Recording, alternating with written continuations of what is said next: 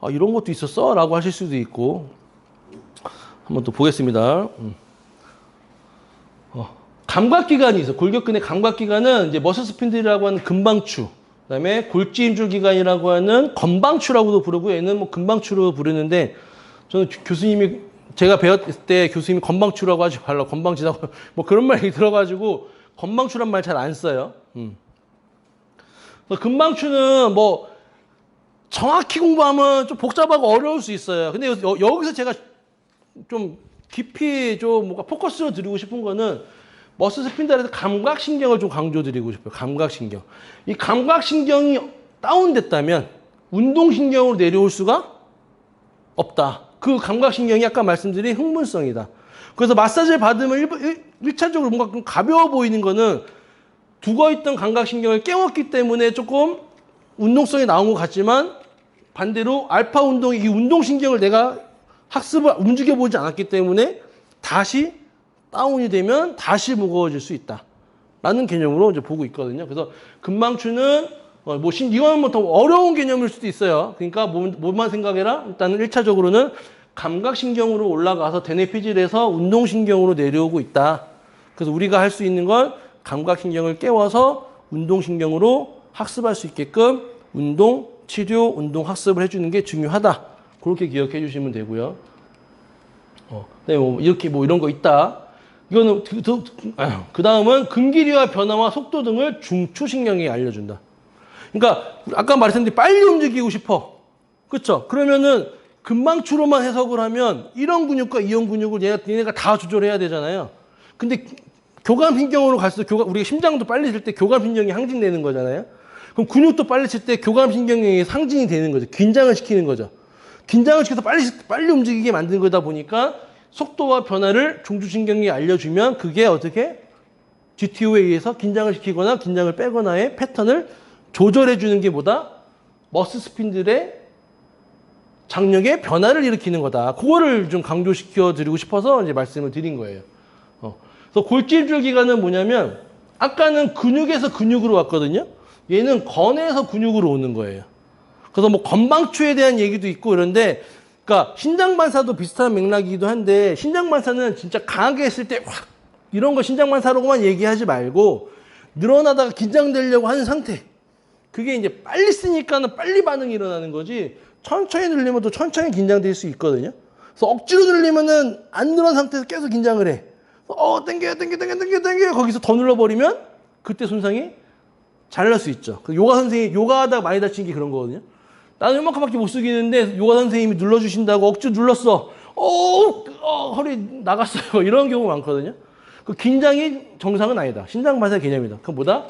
머슬 스핀달과 GTO에 대한 관점으로 장력 조절을 했는데 그것보다 지그시 눌러버려서 뭐다? 내 몸에 적응이 되면서 보호 시스템이 해제되면서 손상이 되는 경우가 많기 때문에 오히려 세게 눌러버리면 세게 반응을 해버려. 지그시 눌렀을 때 손상 일으키는 게 훨씬 더 아프다. 그러니까 축구공이 날라오는데 대비하면서 이거 하고 걸어가다 갑자기 맞은 거하고는 충격 데미지가 다르잖아요. 그런 걸로 장력의 변화와 이 근육의 시스템이 이런 것들이 있구나 라고 좀 기억을 해주시면 되고요. 그러니까 GTO는 골격근의 장력 변화, 긴장의 변화, 즉 동원 순서의 개념인 거죠. 선생님들이 보시면 봐보세요. 크기가 비슷해 보이잖아요. 그렇죠? 선생님은 알 거예요. 가벼운지. 근데 선생님 모르죠? 이거 살짝 들어보세요. 이거 들어보세요. 그렇죠? 무겁죠? 이거 엄청 무거워요. 들어보세요. 어때요? 속죠? 이게 장력의 변화인 거죠. 뭐에 의해서? 시각에 의해서. 무거울 줄 알았는데, 그렇죠? 무거울 줄 알았는데 가벼우니까 어떻게 돼요? 이런 느낌 나죠? 장력의 변화를 속은 거예요. 시각에 의해서.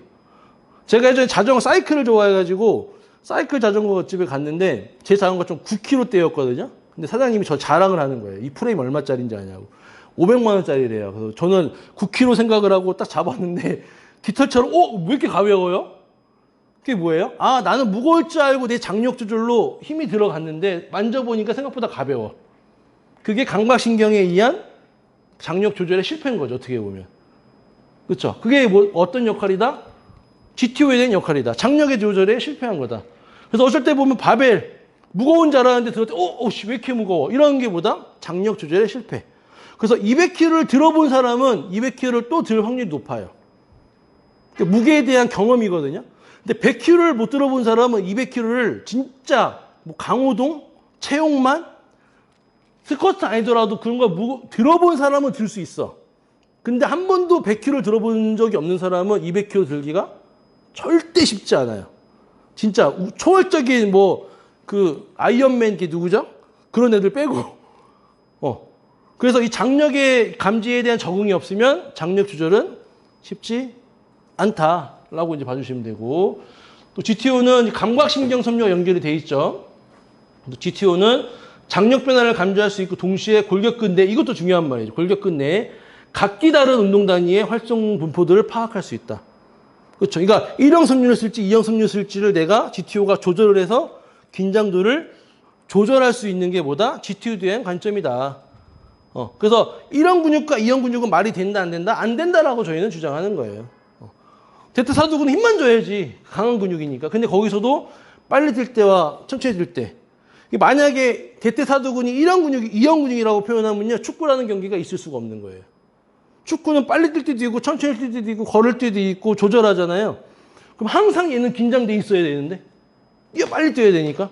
그럼 축구는 빨리 떴다 천천히 떴다 그 100m에 있는 그 종목을 아우른다라고 보시면 되죠.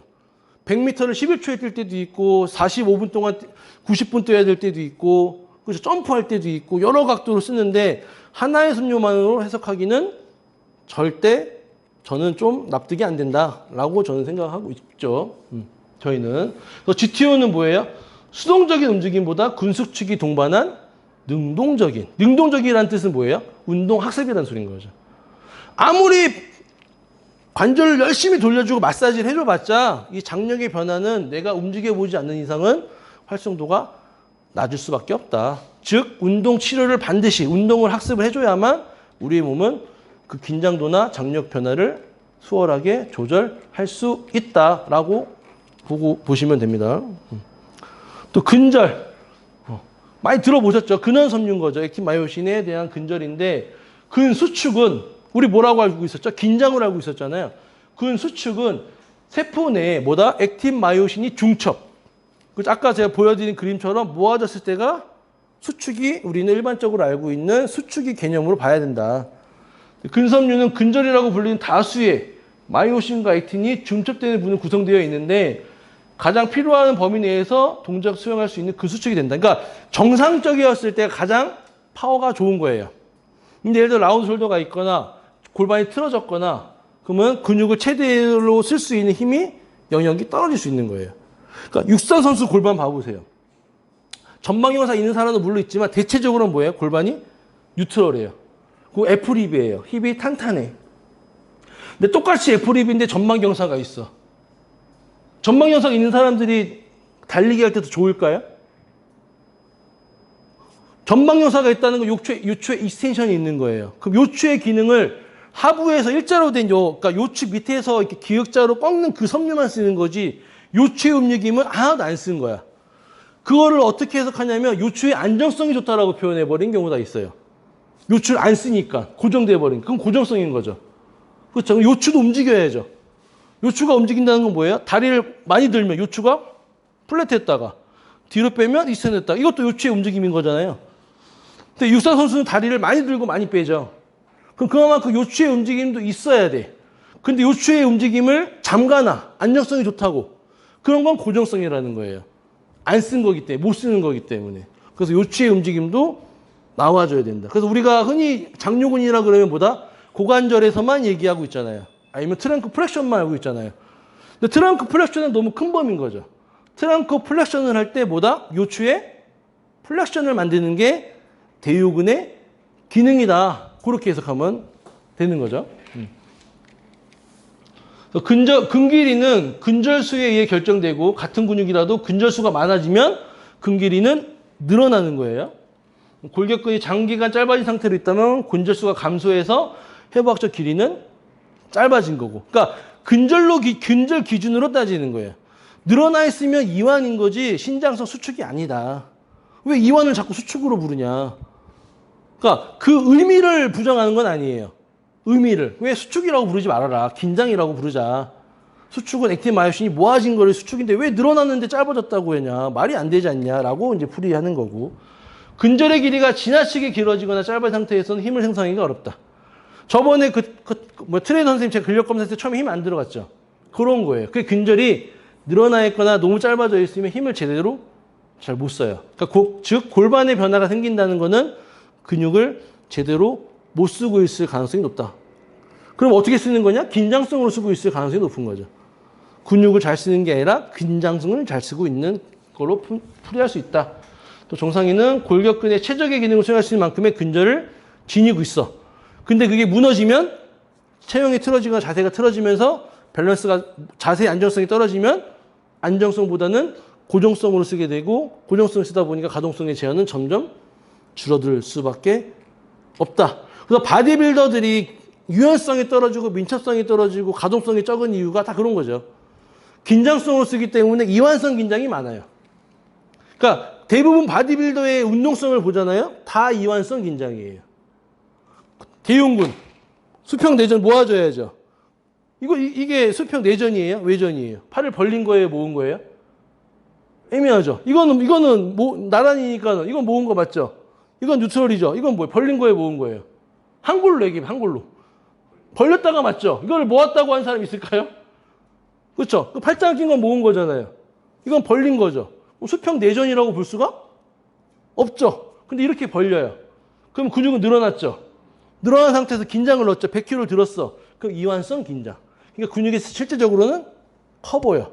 근데 막상 모으려 그러면 안 모아져. 그러니까 뭐라 그래? 나는 근육이 커서 안 모아. 근육이 커서 가동성이 제한되는 거야. 말이 안 된다는 거예요. 제가 경험해봤기 때문에 알아요. 제 지금 몸매가 좀 많이 망가졌지만 저도 운동할 때 벤치프레스 많이 했기 때문에 이게 안 닿았어요. 이게. 그럼 맨날 친구들하고 얘기하면 나는 복싱 배우면 다 맞을 거야. 가드가 안 돼. 이랬거든요. 이게 안 닿아.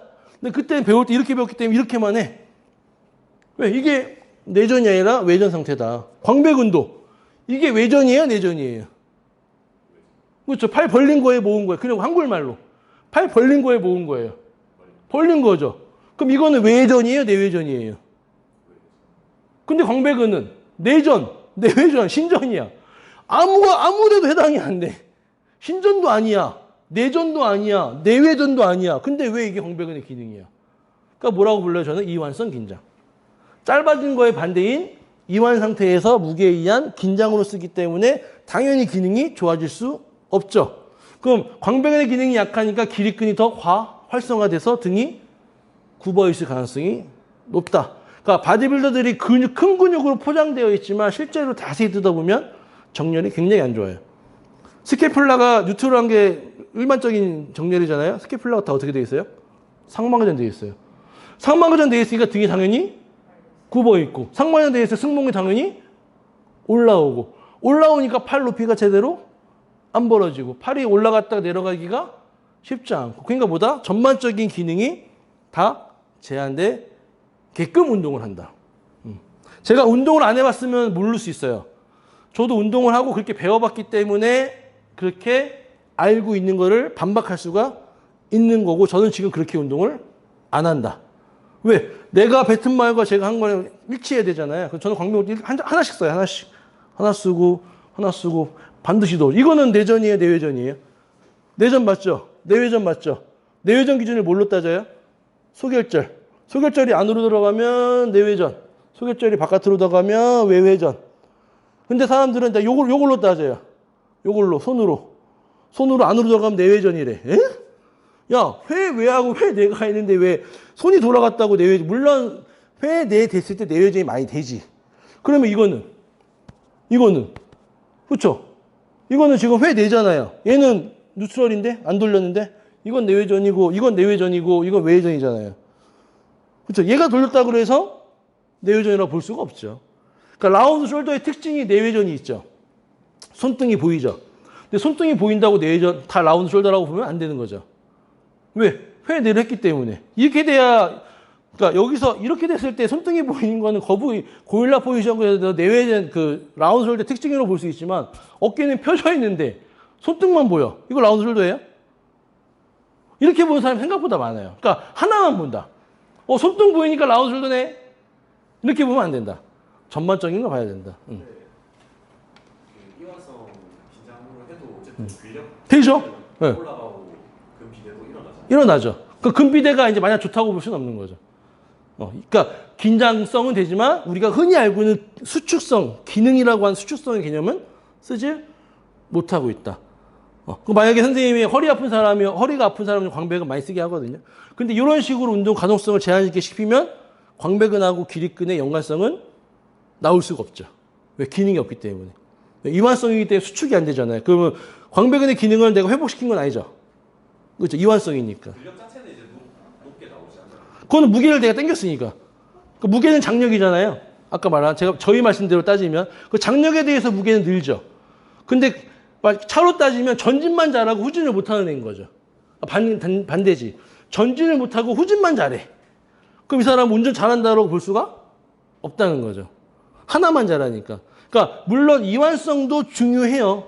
아까 말했듯이 내전근, 신전근들은 여기서 이 범위가 훨씬 커요. 물론 이 범위에서 좋아야 돼. 근데 만약에 후진만 잘하고 전진에서는 운전을 못한다 그러면 그게 과연 운전을 잘한다고 볼 수가 있을까라는 의문점을 들어야 된다는 거죠. 왜? 여기서도 중요하죠. 그러니까 여기서 이게 있어야 수축이 있는 거잖아요. 그렇죠? 근데 이거는 기능으로 봤을 때는 반만 쓴 거다. 그래서 기능이 아니라고 볼 수는 없지만 우리가 흔히 알고 있는 액틴, 마요신이 합쳐지는 기능의 수축성은 안 쓰고 있다. 그거를 신장성 수축으로 얘기하지 말아라. 그 수축 때문에 우리는 기능이라고 보기 때문에. 신장성 긴장으로 해라. 그게 제가 말씀 이완성 긴장이 되는 거예요. 긴장을 컨트롤한 거지 수축성을 컨트롤한 건 아니다. 그렇게 이해하시면 돼요. 이해 조금 되셨나요? 오케이. 또 한번 가볼게요. 오케이. 네. 그래서 근절 이것도 굉장히 중요한 거예요. 그래서 제가 이거를 사진을 찾았는데 못 찾았어요. 저도 솔직히 근절이 많아지는 걸 잘 그러니까 헷갈린 거예요. 왜냐면 근섬유를 딱 나누면 보면 보통은 근육 그림이요. 다 이 한 가닥밖에 안 나와. 두 가닥. 그러니까 이게 많아지고 늘어나는 거에 대한 개념을 잘 모르겠는 거예요. 그래서 아무리 찾아봐도 잘 안 나와. 구글도 서치해보고 해도 안 나와. 그래서 AI한테 물어봤더니 요 그림을 그려주더라고요. 요거. 가로선이 많아지는 거야, 가로선. 숏 머슬이잖아요. 짧아진 건 가로선이 좀 적죠. 근데 요건 많죠. 그러니까 액틴 마신 모아지는 가로선이 많아지는 게 이완성이라고 표현한 거고 가로선이 적어지는 걸 짧아진 걸 수축성으로 표현했다. 저도 교육하면서 항상 이걸 조금 명확하게 설명을 드리고 싶은데 찝찝하게 넘어갔었는데 GPT가 조금은 사진을 좀 그려줘서 좀 해결할 수 있었다. 그렇게 이해해 주시면 되고요. 그다음에 근가소성이라는 게 있어요. 우리 보통 신경가소성 많이 들어보셨죠? 근가소성도 있어요. 근섬유는 이게 중요한 거예요. 사용 특성에 따라서 종류가 부분적으로 바뀔 수 있다. 그러니까 이걸 체육 쪽에서 전혀 모를 수 있는 거예요. 이런 말을 못 들어봤을 수 있으면 출생 시에 대부분 이런 근섬유로 태어나요. 저희 아이들도 태어날 때 응기응기하면서 손발을 계속 움직이고 있어요. 계속 자기 전까지 이런 근섬 계속 쓰는 거죠. 계속. 그리고 이제 터미타임이라고 해서 이렇게 백텐션 하고 있거든요. 그럼 선생님 백텐션 10분만 해보세요. 어떻게 돼요? 죽죠. 뻐근하죠. 애들은 이러고 계속 엄마만 보고 있어요. 10분이고 몇 시간까지는 모르겠지만 계속 이러고 있어요. 그만큼 이런 근섬유로 활성화가 엄청 많이 되어 있는 게 출생시. 성숙되고 지근과 속근의 구성비가 많아지는 거예요. 제 아들이 저와 다르게 활동성이 떨어지거든요. 체력이 좀 약해. 체력이 약하다는 건 뭐예요? 지구력이 떨어진다는 거죠. 근데 좌우 힘이 세요. 힘은 세. 오늘 아침에 제가 누워있는데 갑자기 아빠 일어나! 그러더니 주먹으로 제 머리를 팍 치는데 6살짜리 파워가 아니야. 그건 뭐예요? 이런 근육보다는 이형 근육에 조금 더 포커스가 맞춰져 있을 수도 있는 거죠. 근데 대부분의 아이들은 이형 근육이 더 많아요. 체력이 엄청 좋아요. 그러다가 자고 일어나면 회복돼서 또 놀아. 그러니까 뭐예요? 환경에 따라서 구성비가 달라지는 거다. 그래서 유전적 요소도 있지만 환경 특성에 적응해야 되는. 예를 들어 고산지대에 살던 애야. 그럼 체력이 좋겠죠, 당연히. 지상에 왔을 때. 그런 것처럼 환경적 요인도 있고 유전자적인 요인도 있다. 그래서 무중력 상태에서 놓아오는 것도 예를 들어서 무중력 말고 원양어선만 타도 그렇죠. 배 위에서 생활하던 분들이 지상에 내려오면 어지럽다 그래요. 그 부력에서의 움직임을 받다가 중력에 대해서 적응하려고 그러면 그것도 적응이 쉽지 않다 그래요. 근데 우주는 무중력이잖아요. 무중력에 있던 분들은 못 일어서죠. 누워있다가 그거에 적응하고 일어서죠. 이것도 가소성에 해당하는 거죠. 그 성질이 변해버리는 거예요. 완전히. 그러니까 우리가 지금 선생님 계속 앉아 있었잖아요. 앉아있는 상태가 1년이 되고 10년이 되고 20년이 된다면 얘는 늘어난 상태가 익숙해져 버리는 거야. 그렇죠? 늘어난 상태를 마사지를 한다고 당겨질까요? 아니라는 거죠. 마이너스에서 0까지 단계적으로 먼저 모아주고 0에서 수축을 만들어줘야 돼. 근데 이 상태는 이미 늘어난 상태에서 섰어. 그럼 이렇게 전방근사가 있을 수 있겠죠. 여기서 아무리 수축을 만들어주려고 해도 수축이 안 들어올 수 있어. 그럼 왜 그런 거야? 이 실제 근육은 범위로 근 가동성의 범위를 보면 0에서 플러스의 문제보다 뭐가 문제예요? 마이너스에서 0의 문제를 더 확보해 줘야 돼. 그러니까 단기적으로 따지면 여기서 0까지를 더 많이 만들어 줘야 돼. 이렇게. 삼두도 이게 중요한 게 아니야. 이거 줄 때 힘이 안 들어와. 근데 여기서 하나, 둘, 셋, 넷, 다섯, 여섯, 아홉, 열에 겨우 들어와. 그럼 이걸 한 번에 모을 수 있게끔 그 다음은 다섯에, 셋에, 둘에, 하나에 왔을 때 삼두의 기능이 좋아질 수 있는 거다라고 보는 거예요. 그러니까 실질적으로 제가 엘보를 풀 때 그런 개념 많이 보거든요. 근데 한 번 놓쳤던 게 삼두 해보셨는데 힘이 좀 들어온 것 같아. 그 삼두 패스해버렸어. 근데 아무래도 안 좋아지는 거야. 다시 한번 삼두 힘줘보세요 그랬는데 삼두가 양쪽을 비교하니까 느껴져. 얘는 짱짱한데 얘는 좀 힘이 덜 들어가. 그 말은 뭐예요? 아, 얘는 근 가동성이 제한이 생겨서 긴장성으로 쓰고 있구나. 그분이 신경외과 그 원장님이시거든요. 의사 선생님. 그래서 이런 거 막 설명드렸더니 그분이 그래요. 아, 선생님은 되게 섬세하게 근육을 움직이시네요라고 해요. 왜? 보통은 힘주라고 하니까. 팔꿈치 펴서 힘주세요가 아니라 범위를 설정해서 단계적으로. 그게 근전의 기능이랑 근 가소성의 기능을 활용해서 케어하는 방식이다. 그렇게 이해해 주시면 돼요. 그게 가소성의 좋은 예일 수도 있고 나쁜 예일 수도 있죠. 변하니까 좋은 예지만 나빠지니까 나쁜 예로 볼 수가 있다. 또 유전자 발현이라고 하는 거는 근세포는 아주 다양한 환경과 치료 조건에 반응하여 새로운 수준의 유전자 발현에 적응하는데 놀라운 정도의 능력을 가지고 있다. 그러니까 유전자적으로 변하는 거예요. 그러니까 예전에 선수 이름 생각이 안 나는데 쇼트트랙 하다가 스피드 스케이트 넘어가가 이승훈이었나? 금메달 따는 사람이 있어요. 사람들이 업계에서 미쳤다 그랬어요. 야, 이거는 우사인 볼트가 마라톤 뛰는 거랑 똑같은 케이스야 라고 말할 정도로 굉장하다 그랬거든요. 근데 가능은 하다는 거죠. 그렇죠. 옛날 수영 선수 누구죠? 오가낭 안에 있잖아요. 유명한 애. 수영에 있는데 그 박태환하고 라이벌이었던 애. 유명한 애 있거든요. 걔도 단거리도 하고 장거리도 해. 그 쉽지가 않은 건데 둘 다 해서 오가낭을 땄어요. 혼영이랑 해가지고. 근데 결국에는 도핑으로 걸리긴 했는데 그래도 힘들다는 거죠. 근데 가능은 하다. 유전자가 바뀌면서 1형이었던 근섬유들이 2형 섬유로 활성화돼서 할 수 있다. 근데 그걸 혼재해서 둘 다 잘하기는 진짜 쉽지 않다. 그러니까 초인적인 선수라고 했던 사람이 있었거든요. 그 수영수 찾아보면 있어요. 유전자 발현은 유전자 정보가 세포의 구조와 기능으로 전환되는 과정을 말한다. 그러니까 구조가 바뀔 수 있다는 거예요. 구조가. 금섬유 종류가 변하는 것은 유전자 발현이 달라지기 때문이다. 그러니까 뭐다 이게 이런 형태의 변화를 사용 의존성, 가소성에 적응. 내가 쓴 만큼의 변화가 생길 수 있다. 그러니까 우리가 조절했을 때 2형 섬유로 긴장돼 있던 거를 1형 섬유로 자꾸 쓰게 하면 긴장돼 있던 근육이 1형 금섬유로 쓰이면서 동원 순서가 회복될 수 있다는 거죠. 근데 1형 금섬유를 쓰는 자꾸 호흡을 세게 하고 강하게 쓰면 그건 1형 섬유가 아니라 2형 근섬유를 계속 쓰게 하기 때문에 근섬유를 조절하기가 쉽진 않다. 그렇게 이해해 주시면 되고요. 또 편의동원이란 말이 있어요. 짧아진 근육은 늘어나 있는 반대측 기랑보다 더 쉽게 동원해. 그 결과 짧아진 근육의 긴장도는 점점 올라가.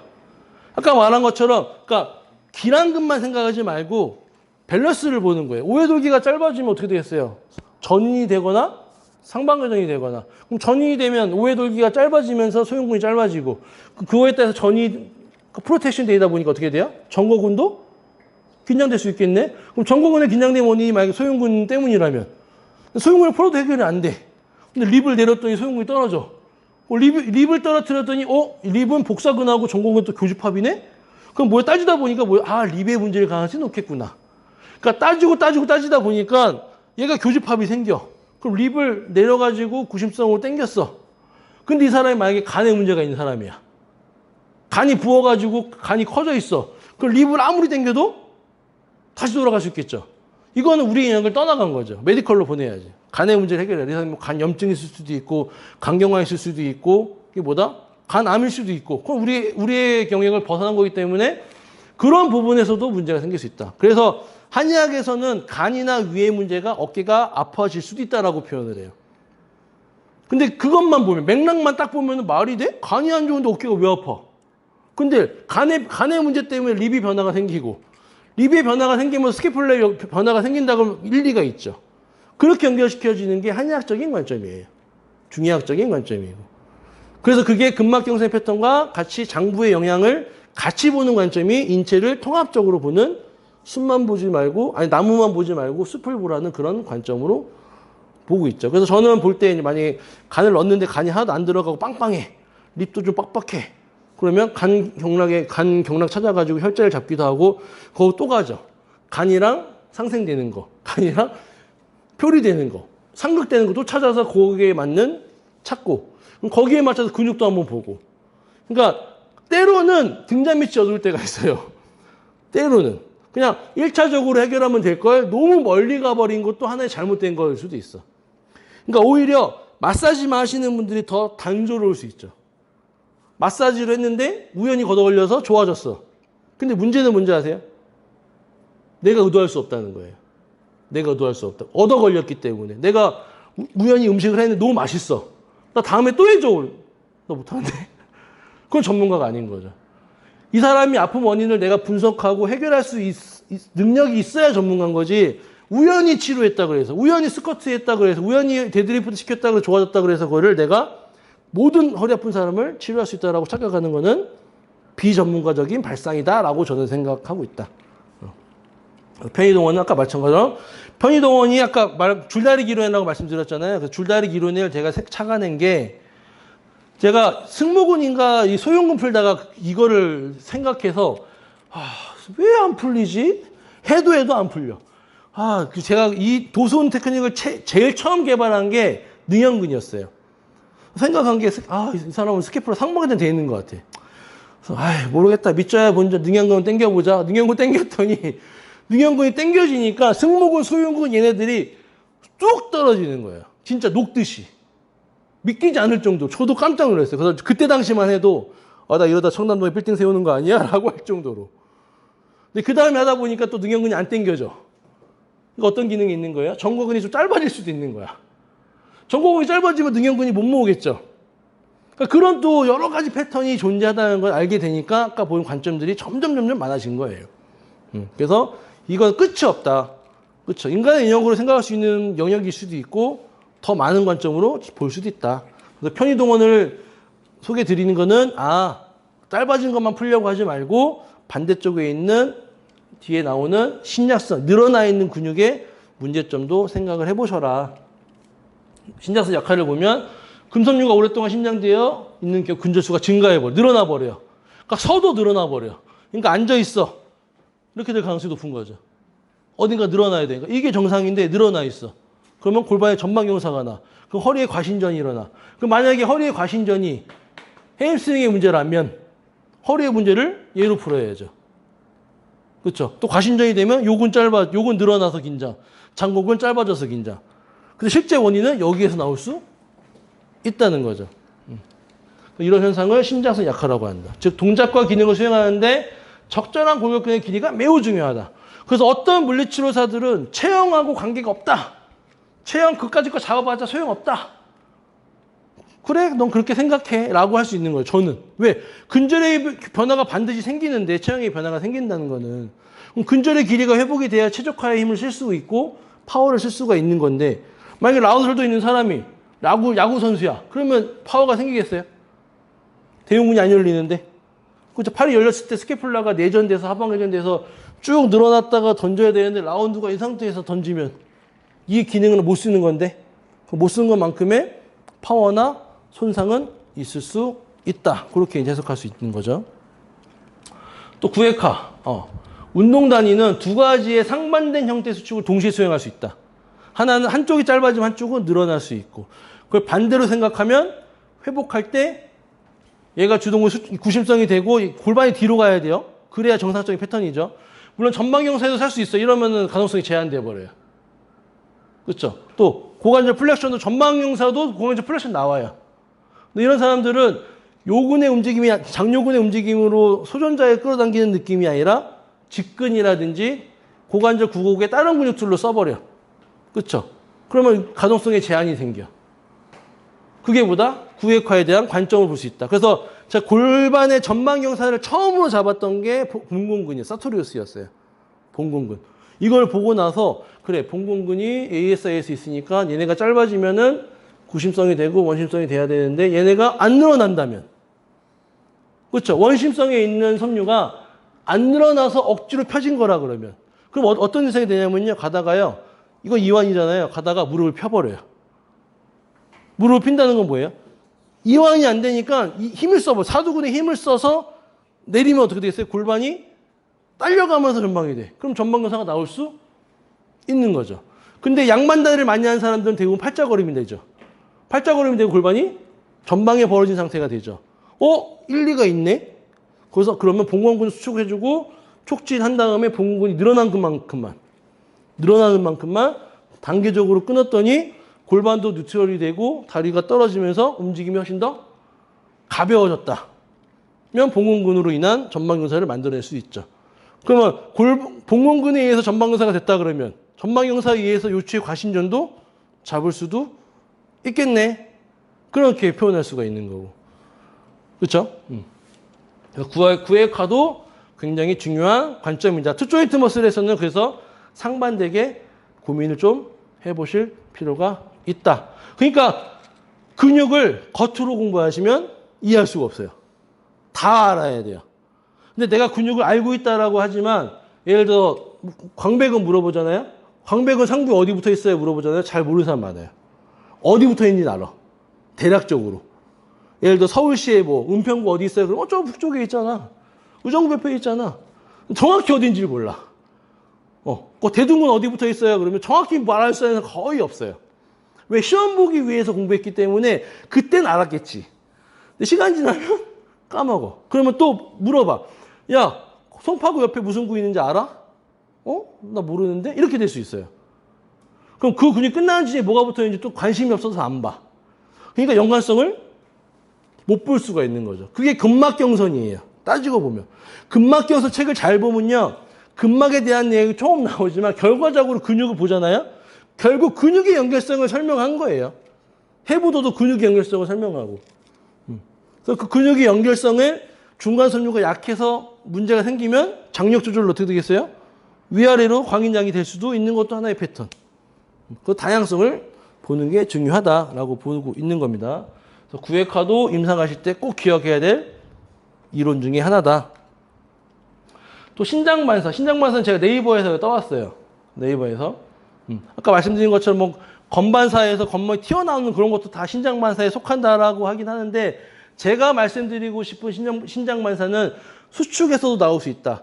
수축을 하다가 수축이 안 됐을 때 긴장될 수 있고 늘리려고 하는데 안 늘어나니까 긴장될 수 있고 그걸 천천히 늘렸기 때문에 신장반사가 약하게 나올 뿐이지 그걸 만약에 세게 늘리면 세게 나올 수도 있는 거다. 그렇기 때문에 신장반사로 해서 꼭 그건 신장반사 개념이 아니야? 라고 생각하지 마시고 움직이다가 제한되는 거, 긴장되는 거는 신장반사의 개념으로 보고 막 예를 가다가 안 늘어나? 그럼 그 전까지만. 전까지 갔다고 안 늘어나는 게 아니잖아요. 그렇죠? 그럼 다시 모았다가 다시 늘리고 다시 모았다가 다시 늘리고 다시 모았다가 다시 늘리다 보면 아까 처음에 긴장됐던 부분보다는 그렇죠? 처음 긴장됐던 부분보다는 훨씬 더 가동성이 나올 수 있다. 그러니까 따지고 보면 근섬유들이 늘어날 수 있는 근육이 있고 못 늘어날 수 있는 섬유도 있을 거 아니에요. 다 잘 늘어나고 다 안 늘어나는 게 아니고. 그렇죠? 그러면 잘 늘어난 쪽에서 잘 늘어나다가 어느 부분에서 만약에 딱 안 늘어나. 그게 TP. TP 거기를 마사지 해주면 쭉 잘 늘어나. 근데 마사지 효과 때문에 다시 돌아왔어. 그럼 다음에 할 때는 또 안 돼. 그러면 저희는 어떻게 해요? 그 부분에 손을 대. 그 부분이 모아지고 그 부분이 늘어나니까 어떻게 돼요? 감각신경을 이용해서 체감각을 통해서 촉진으로 그 섬유를 집중해 줘버리는 거예요. 그 부분을 모아주고 그 부분을 늘리고 그 부분을 늘리고 그 부분을 늘리면 TP로 마사지를 한 효과보다 특정 부분을 촉진해서 집중시킨 거기 때문에 훨씬 더 효과가 좋을 수 있다. 학습이 들어갔으니까. 신장 마사지는 그런 식으로 이해해 주시면 됩니다. 또 저우성 단축은 근육이 단축 자세에서 지속됐을 때 긴장이 돼버린다. 우리 아까 말씀드린 것처럼 캐스트 했을 때 짧아진 상태에서 긴장이 되는 거는 뼈가 굳은 게 아니라 구축된 게 아니라 근육이 긴장이 된 거다. 그러면 근육이 긴장된 거를 억지로 늘려야 될까요? 아닌 거죠. 왜? 늘리면 신장 마사가 일어나니까. 그럼 어떻게 돼요? 움직일 수 있는 범위를 찾아야 돼. 구축이 됐다 그래서 아예 못 움직이는 건 아니에요. 그렇죠? 조금씩 움직여. 그 움직일 수 있는 거를 늘려. 모아 늘려를 반복해라. 하루아침에 하려고 하지 말고. 저도 저 케이스 중에, 그러니까 저희한테 그런 케이스 많이 안 오긴 해요. 케이스하고 바로는. 보통 병원에서 많이 하고 오니까. 근데 한 분이 이러고 오셨어요. 이러고 오셨어요. 근데 제가 이거를 이용해서 조금씩 모으고 늘리고 했을 때 그날 바로 펴진 경우 케이스가 있어요. 근데 그 다음날은 모르겠어. 근데 그때 체험만 받으시고 안 오시더라고. 등록을 해야 되는데 등록할 줄 알았는데 등록 안 하시더라고. 펴져서 그런지. 그 다음날은 어떻게 되는지 모르겠지만 펴진 걸 제가 비포부터 찍어놓은 게 있거든요. 저 인스타에랑. 그래서 요 관점으로 했더니 바로 펴진 케이스도 있었다. 그렇게 이해해 주시면 되고요. 이렇게 넘어가고. 네, 운동 단위도 좀 중요한 개념인데 모터 유닛이라고 하죠. 이게 모터 유닛이에요. 그래서 요거를 얼핏 보면 이게 근육이 머슬이잖아요. 이게 머슬 파이버고 머슬에 하나 달려 있는 것처럼 보여요. 그래서 이 하나의 운동신경이 지나가는 모든 근육은 같은 거다라고 착각할 수가 있죠. 그래서 하나의 운동단위에 속한 근섬유잖아요. 머슬 파이버거든요. 그러니까 이게 머슬 파이버죠. 같은 신경 안에 얘부터 있고 얘부터 있잖아요. 얘들은 만약에 1형이면 같은 1형인 거야. 근데 안 붙어 있는 섬유가 있잖아. 얘들은 2형일 수 있는 거예요. 근데 근육만 얼핏 보면 근육 전체의 운동신경 하나가 딱 걸린 거죠. 그러니까 근육 하나에 운동 모터 유닛이 들어갔으니까 너는 이런 근육이야. 이렇게 보는 관점이 달라질 수도 있겠구나라고 저는 해석을 했어요. 그래서 이게 아다르고 어다른 게 굉장히 중요하구나. 임상적으로. 그래서 하나의 운동 단위에 속한 근섬유는 모두 같은 종류이며 우리의 골격근에는 다양한 종류의 근섬유를 지배하고 있는 여러 종류의 운동 단위가 이게 포인트인 거죠. 하나의 근육 안에는 여러 종류의 운동 단위를 조절할 수 있는 모터 유닛이 엄청 많이 있는 건데 마치 근육 하나에 하나 들어가고 10개 들어가고 100개 들어갔다라고 착각할 수도 있겠구나. 그래서 밑에 나오면 내용이 나오죠. 외양근이라고 하는 거는 10개 미만으로 가질 수 있지만 큰 근육들은 1000개가 넘는 것도 있다. 그러니까 그만큼 신경분포가 많은 거고 적게 오는 거는 적은 거고. 그래서 요거를 뒤에서 보면 그러니까 마력 있잖아요. 차에도 마력 있잖아요. 마력이라고 생각하시면 돼요. 마력이 높아. 말이 많어. 그러니까 힘이 엄청 세. 힘이 센 만큼 뭐예요? 연비가 줄어들겠죠. 체력이 적겠죠. 그렇죠? 마력이 적은 대신에 힘이 적은 대신에 체력이 엄청 좋을 수 있겠죠. 연비가 좋을 수 있겠죠. 그렇게 표현하시면 조금은 이해가 될 수 있다. 요 그림 보시면 똑같은 스쿼트야. 그렇죠? 근데 이때는 이런 근섬유야. 사두근이. 요때는 이런 근섬유야. 말이 돼야 안 돼요. 안 된다는 거죠. 약한 무게 있을 때는 타입 1 머슬로 근섬유로 쓰는 거고 높이 쓰면은 더 많은 그러니까 그 100근 정도를 쓰는 개념으로 봐야지. 이때는 1형이고 이때는 2형이면은 이게 말이 안 된다는 거죠. 하나의 근섬유를 해석하기에는 이게 조절이 설명할 수가 없다. 그렇게 이해해 주시면 됩니다. 또 운동 단위의 수와 크기 다양한데 이거 아까 설명도 똑같은 거예요. 작은 운동 단위부터 큰 운동 단위. 그러니까 작은 운동 단위는 예를 들어서 스쿼트를 하러 갔어. 근데 중심을 못 잡아. 그러니까 그냥 쓰면 이해가 좀 안 될 수 있지만 예를 들어 밸런스 패드 같은 거 있잖아요. 밸런스 패드에서 중심을 잡을 수 있는 상태에서 보수 같은 거.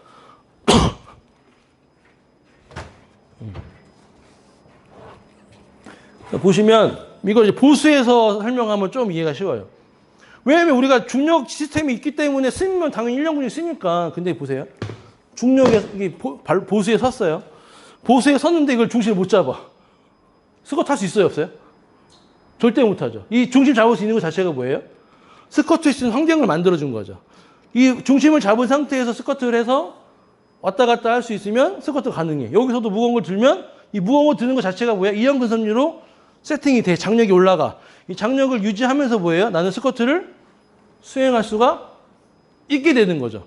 그게 뭐예요? 작은 운동단위부터 큰 운동단위까지의 움직임을 쓴다라는 동원순수의 개념이 되는 거예요. 근데 그냥 빈몸으로 생각하니까 아니 보면 긴장되고 긴장된 근육만 쓰는 거 아니야? 라고 생각할 수 있다는 거죠. 그래서 크기가 작은 운동단위들은 주로 1형 근섬유들의 함유가 많은 비해 크기가 클수록 2형 근섬유의 함유량이 높아진다. 그렇게 이해해 주시면 되고요. 또 대부분 골격근에는 여러 종류의 운동 단위가 혼재되어 있기 때문에 다양한 상황 속에서도 언제나 적합한 기능을 수행할 수 이게 맞는 거죠. 그렇죠? 하나의 뭐 아까 계속 설명드린 것처럼 1형 근육, 2형 근육이 아니라 하나의 골격근에는 여러 종류가 있기 때문에 다양한 활동에서 쓸 수 있다. 한 골격근이 다른 근육을 위해 안정성 기능을 수행할 수도 있지만 경우에 따라서는 다른 근육을 위해 가동성 기능을 쓸 수도 있다. 그러니까 전 제일 듣기 거북한 말일 거예요. 안정성 근육. 아니 가동성 근육이 없는 근육이 어디 있어요? 정곡은 안정성 근육이라고? 정곡은 가동성인데? 그렇죠. 가동성 근육이잖아요. 천회후인하잖아요. 근데 왜 안정성으로 분리해서 왜 마치 안 써야만 정곡이 잘 쓰는 걸로 알고 하지? 라는 관점. 그건 저는 그래서 저도 체육과 나왔지만 가장 큰 피해가 물리치료학과 나온 사람들의 뭔가 그 발전 못 시킨 데 있다라고 봐요. 이런 이론들을 다 배운단 말이에요. 그럼 이론을 가지고 운동치료를 만들어야 돼. 더 문제는 재활학과야. 재활학과 의사들이 신경계 쪽만 보지 말고 정형계 쪽으로 해서 이런 연구를 해서 운동치료법을 개발을 해서 해야 돼. 근데 맨날 가슴 피고 다니라고 이게 무슨 운동치료예요. 그렇죠? 당당하게 걸어라 이게 무슨 운동치료야. 아니라는 거죠. 이런 걸 해서 개발의 운동을 해서 오히려 체육과 출신 분들하고 공조해서 이렇게 하시는 게 더 좋은 운동법이라고 알려주고 공조해야 되는데 오히려 따라가. 다 강화하라. 트레이너들이 20년 전에 강화하라고 했던 걸 인제 와서 의사들도 강화하세요. 이게 무슨 의사예요. 인제 와서 물리치료 의사들도 따라가. 바디빌더들이 하는 패턴은 따라가. 그게 많이 좀 거꾸로 가고 있다. 이 재활 쪽에서의 이 패턴이 너무 거꾸로 가고 있다. 리드를 못하고 있다. 물리치료사들이. 저는 그게 좀 안타까운 현실이다라고 저는 느껴요. 그래서 보면 뭐 무슨 유명한 교수님들 보면 다 체육과 출신들이잖아요. 그래서 그분들 다 배우러 가. 자존심 안 상하나? 나는 엄청 상한데. 저 2개 다 했지만 나는 너무 상한데. 그 사람도 이런 내용 모를 수도 있는데. 물론 공부해서 아실 수도 있죠. 그렇죠. 근데 재활의 관점은 우리가 더 전문가인데 왜 남한테 배우러 가야 되지? 그게 근무태만. 그렇죠. 내가 발전을 안 시킨 우리의 잘못이다라고 저는 생각했어요. 뭐 기분 나쁘실 수도 있지만 저는 그렇게 생각하고 있었다. 그래서 저는 좀 다양한 업종에 계신 분들한테 좀 널리 알려서 이런 것도 있다. 이렇게 할 수도 있다라는 거를 조금 공유하고 싶었다라는 게 제가 이 교육한 취지고요. 그래서 이 부분 되게 중요하다는 거. 이것도 모든 근육은 사용 용도에 따라서 때로는 주동근, 때로는 기랑근, 때로는 협력근의 기능으로 활동할 수 동작에 따라 다른 거죠. 동작에 따라서. 그렇죠? 내가 주동근을 쓸 때도 있지만 내가 만약에 팔을 벌려야 돼. 만약에 격투기에서 엘보 이거 치잖아요. 그때 얘가 기랑근으로 쓰죠. 그렇죠? 또 다른 작용할 때는 대흉근이 협력근으로 쓸 때도 있을 거고. 그런 것처럼 모든 근육은 용도에 따라 달리 쓰이는 거지 하나 안정성 근육과 가동성 근육을 구분시키지 말아라. 그 다음은 이제 요게 하네만의 크기 법칙이 동원수소에 대한 그래프에 대한 내용이에요. 요 내용을 제가 이렇게 정리를 해 놓은 거라 부피가 낮은 활동의 경우 작은 운동이가 먼저 활성화되고 순차적으로 큰 운동이가 활성화된다. 즉 이렇게 생각하는 경우도 많아요. 큰 운동 단위를 쓰면 작은 운동 단위는 당연히 썼다라고 생각하는 경우도 많아요. 당연히. 그러니까 기하로 따지면 5단을 넣기 위해서는 1단부터 올라갔을 거 아니에요. 그렇죠? 5단을 넣었으니까 1단도 썼을 거야. 라고 착각할 수도 있는 거예요. 근데 반대로 생각하면 5단을 넣었는데 1단이 고장났어. 그럼 밸런스가 문제가 생겼어. 안정성에 문제가 생겼어. 그러면 뭐예요? 이런 근육을 못 쓰고 있을 가능성이 있는 거죠. 아까 저번에 말씀드린 것처럼 중심을 잡고 스쿼트 잘했어. 근데 무거운 걸 올렸더니 안정성이 불안해져. 봐봐봐 떨려. 오 가동성이 제한이 돼. 그럼 뭐 이런 것은 못 쓰고 있는 거죠. 그럼 안정성이 떨어지는 거지.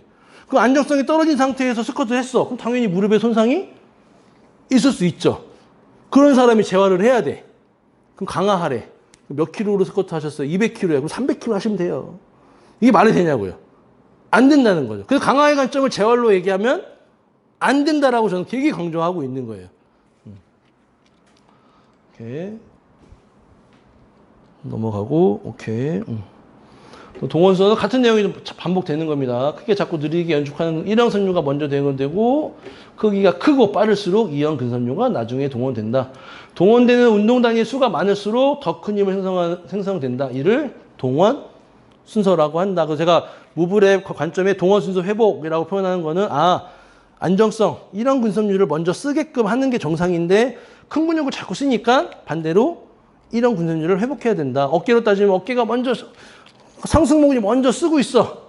그렇죠? 긴장성으로 쓰고 있어. 더 긴장성, 무게를 져가지고 막 돌리고 이런 운동하는 게 아니라 왜 상부 승모근이 짧아져서 동원했는지를 먼저 분석을 하고, 그렇죠? 그 분석에 대해서 립이 벌어졌는지, 로테이션이 됐는지, 쇄골이 당겨졌는지 그런 걸 분석을 하고, 그럼 상승목이 먼저 안 쓰게 한 상태에서 90도까지 만들고 호흡을 가볍게 해서 일정하게 올라갈 수 있는 범위. 이만큼 못 올라가. 그럼 이만큼 해서 후 점점 올라가게 해서 이런 근섬유를 쓰게끔 먼저 만들어 놓은 가동성을 확보하는 게 우선이지 무조건 강화시키는 게 우선은 아닌 것 같다라고 하는 게 동원 순서에 대한 개념입니다. 중력에 대항해서 활동을 지속할 수 있도록 자세를 유지하는 것이므로 지구력에 있어서는 최고의 능력을 발휘한다. 그래서 자세 안정성이 선양돼야 되는 것도 뭐다? 동원 순서의 일종이다라고 보는 거예요. 그러니까 자세가 불안정하다. 그렇죠? 자세가 불안정하다라고 하는 거는 동원 순서가 깨진 거다라고 보시면 된다라고 말씀드리는 거고요. 또 관절의 위치 감각도 은근히 중요해요. 이거는 왜 중요하냐면 우리가 이제 젊은 층만 만날 수도 있지만 고령층도 만날 수 있잖아요. 근데 고령층은 이런 관절 위치 감각이 떨어져서 관절 잘 못 쓰는 경우가 많아요. 뭐냐면 제가 신경계 환자를 많이 보진 않았지만 간혹가다 소개를 오시거든요. 그 신경 편마비 있으신 분이에요. 신기한 게 손목이 이렇게 돼가지고 잘 못하셔. 손목 못 돌려. 근데 보면 돌려. 근데 안 보면 못 돌려. 이거 뭐예요? 무의식에서는 못 쓰고 있는 거예요. 시각에 의해서 내 몸을 봤을 때는 좀 돌아가. 근데 안 보면 안 써. 근데 우리가 발목을 쓰기 위해서 발을 보고 걸을 수는 없잖아요. 그 관절의 위치 감각이 활성화되려고 그러면 근육이 정상이어야 돼. 근육을 잘 쓰고 있어야 근육의 무신경으로, 그렇죠? 무신경으로 썼을 때 내가 작동할 수 있어야 쓰는 거지.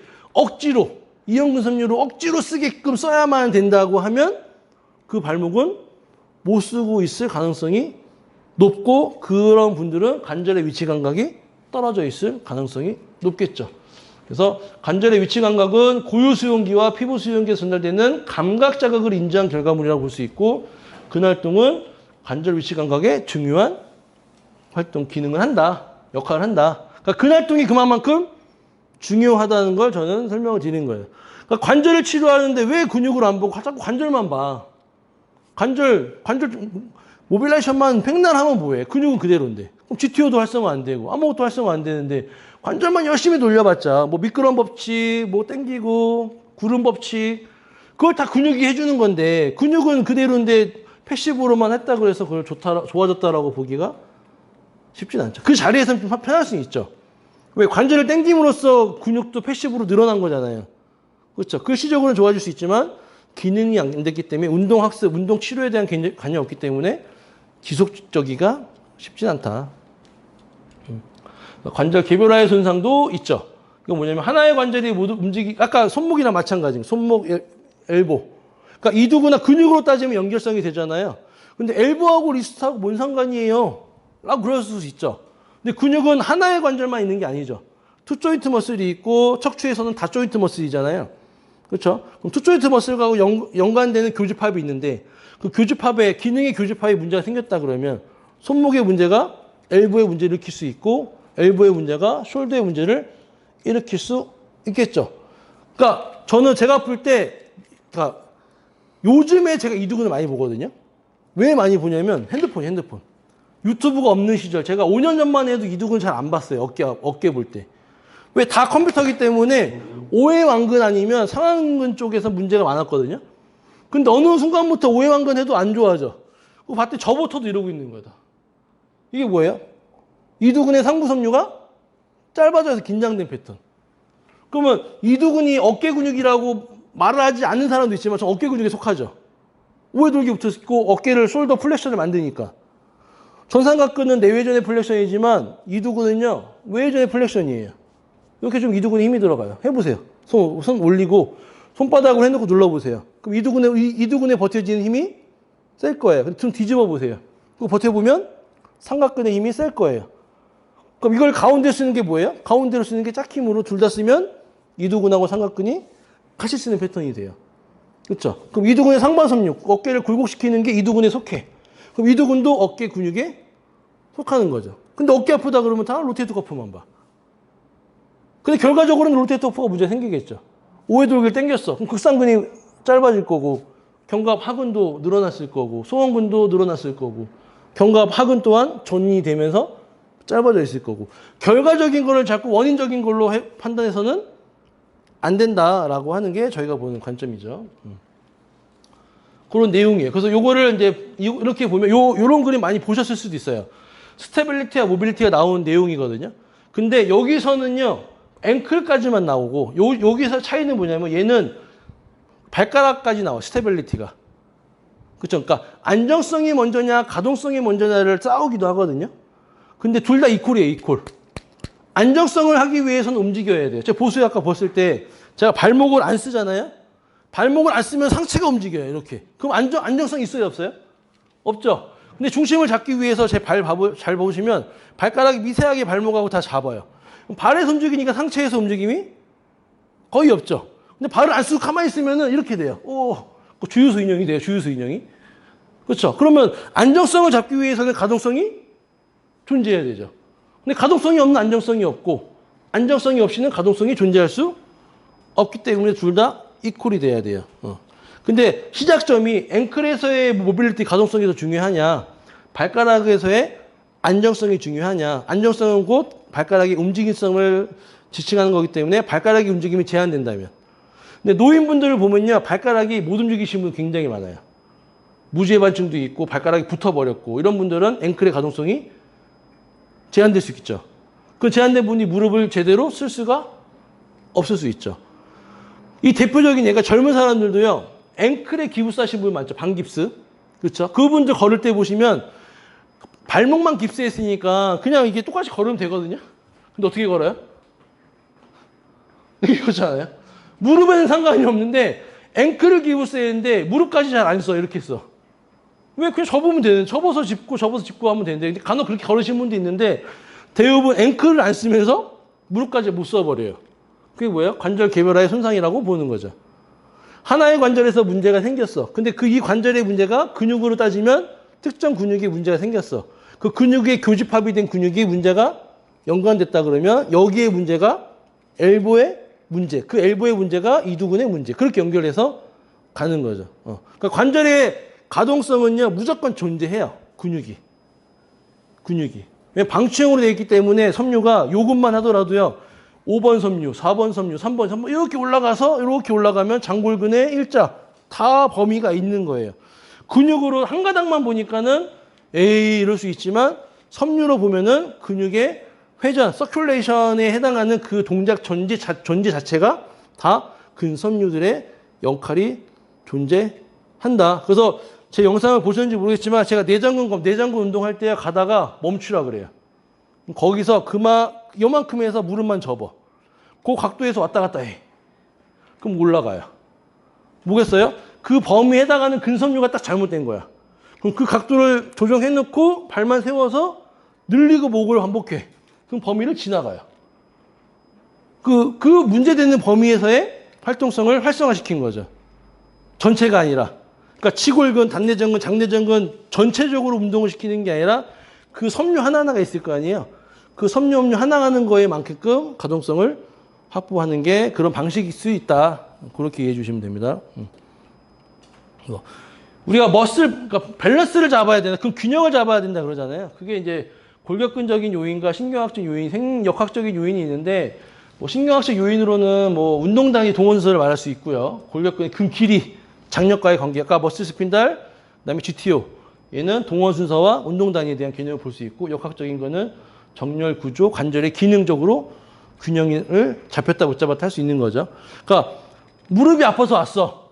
그렇죠. 예를 들어서 어르신들 무릎이 아파서 왔어. 무릎 대퇴 사두근만 열심히 마사지 할 거 아니잖아요. 왜 봐야 돼? 무릎 왜 아플까? 무릎 왜 아플까? 그 무릎에 있는 연부 조직에 문제가 있겠죠. 뭐 TFL의 IT 밴드가 아플 수도 있는 거고 대퇴 사두근의 힘줄이 문제가 아플 수도 있는 거고 거위발 힘줄에 문제가 있을 수 있는 거고 그럼 어디가 아파요 했는데 직근 쪽 가운데가 아프대. 그럼 이거 움직임의 패턴을 봐줘야 될 수 있겠죠. 왜? 우리가 다리를 들 때는 얘가 1번이에요? 얘가 1번이에요? 여기가 1번이어야죠. 더 1번은 복부여야 돼요. 얘는 그러니까 요거는 골반을 포스테리어 만들기에는 힘이 좀 약해요. 골반은 포스테리어. 왜? 복부가 서해인대랑 치골을 당겨줘야 골반이 후방경사가 잘 돼. 그죠? 복부를 써야만. 근데 복부를 못 쓰면 골반을 당길 수 있는 힘이 약해진다면 골반의 로테이션을 못 만들어내겠죠. 골반의 로테이션을 못 만들어내면 당연히 고관절의 요근의 기능을 제대로 못 쓸 수 있겠죠. 그럼 어떻게 되겠어요? 직근으로 써요. 직근으로. 그럼 생각해 보세요. 직근은 대퇴 사두근의 기능은 뭐예요? 고관절의 굴곡이 직근의 기능이죠. 그 다음에 무릎의 신전이 기능이죠. 생각해 보세요. 들 때도 직근, 필 때도 직근, 사두근. 수축, 수축, 수축, 수축, 수축, 수축. 부담이 될까요? 안 될까요? 그러니까 손으로 따지면 힘, 10번만 해보세요. 손은 안 뻐근한 거. 근데 그 패턴으로 계속 무릎을 건다 그러면 아플 수 있겠죠. 열심히 풀어줬어. 나 진짜 잘 풀어. 베드에서 열심히 잘 풀었어. 걸을 때 또 직근 쓰면 집에 가서 또 아파. 나는 맨날 치료받아도 아파. 이게 뭐예요? 패턴을 안 바꿔줬잖아.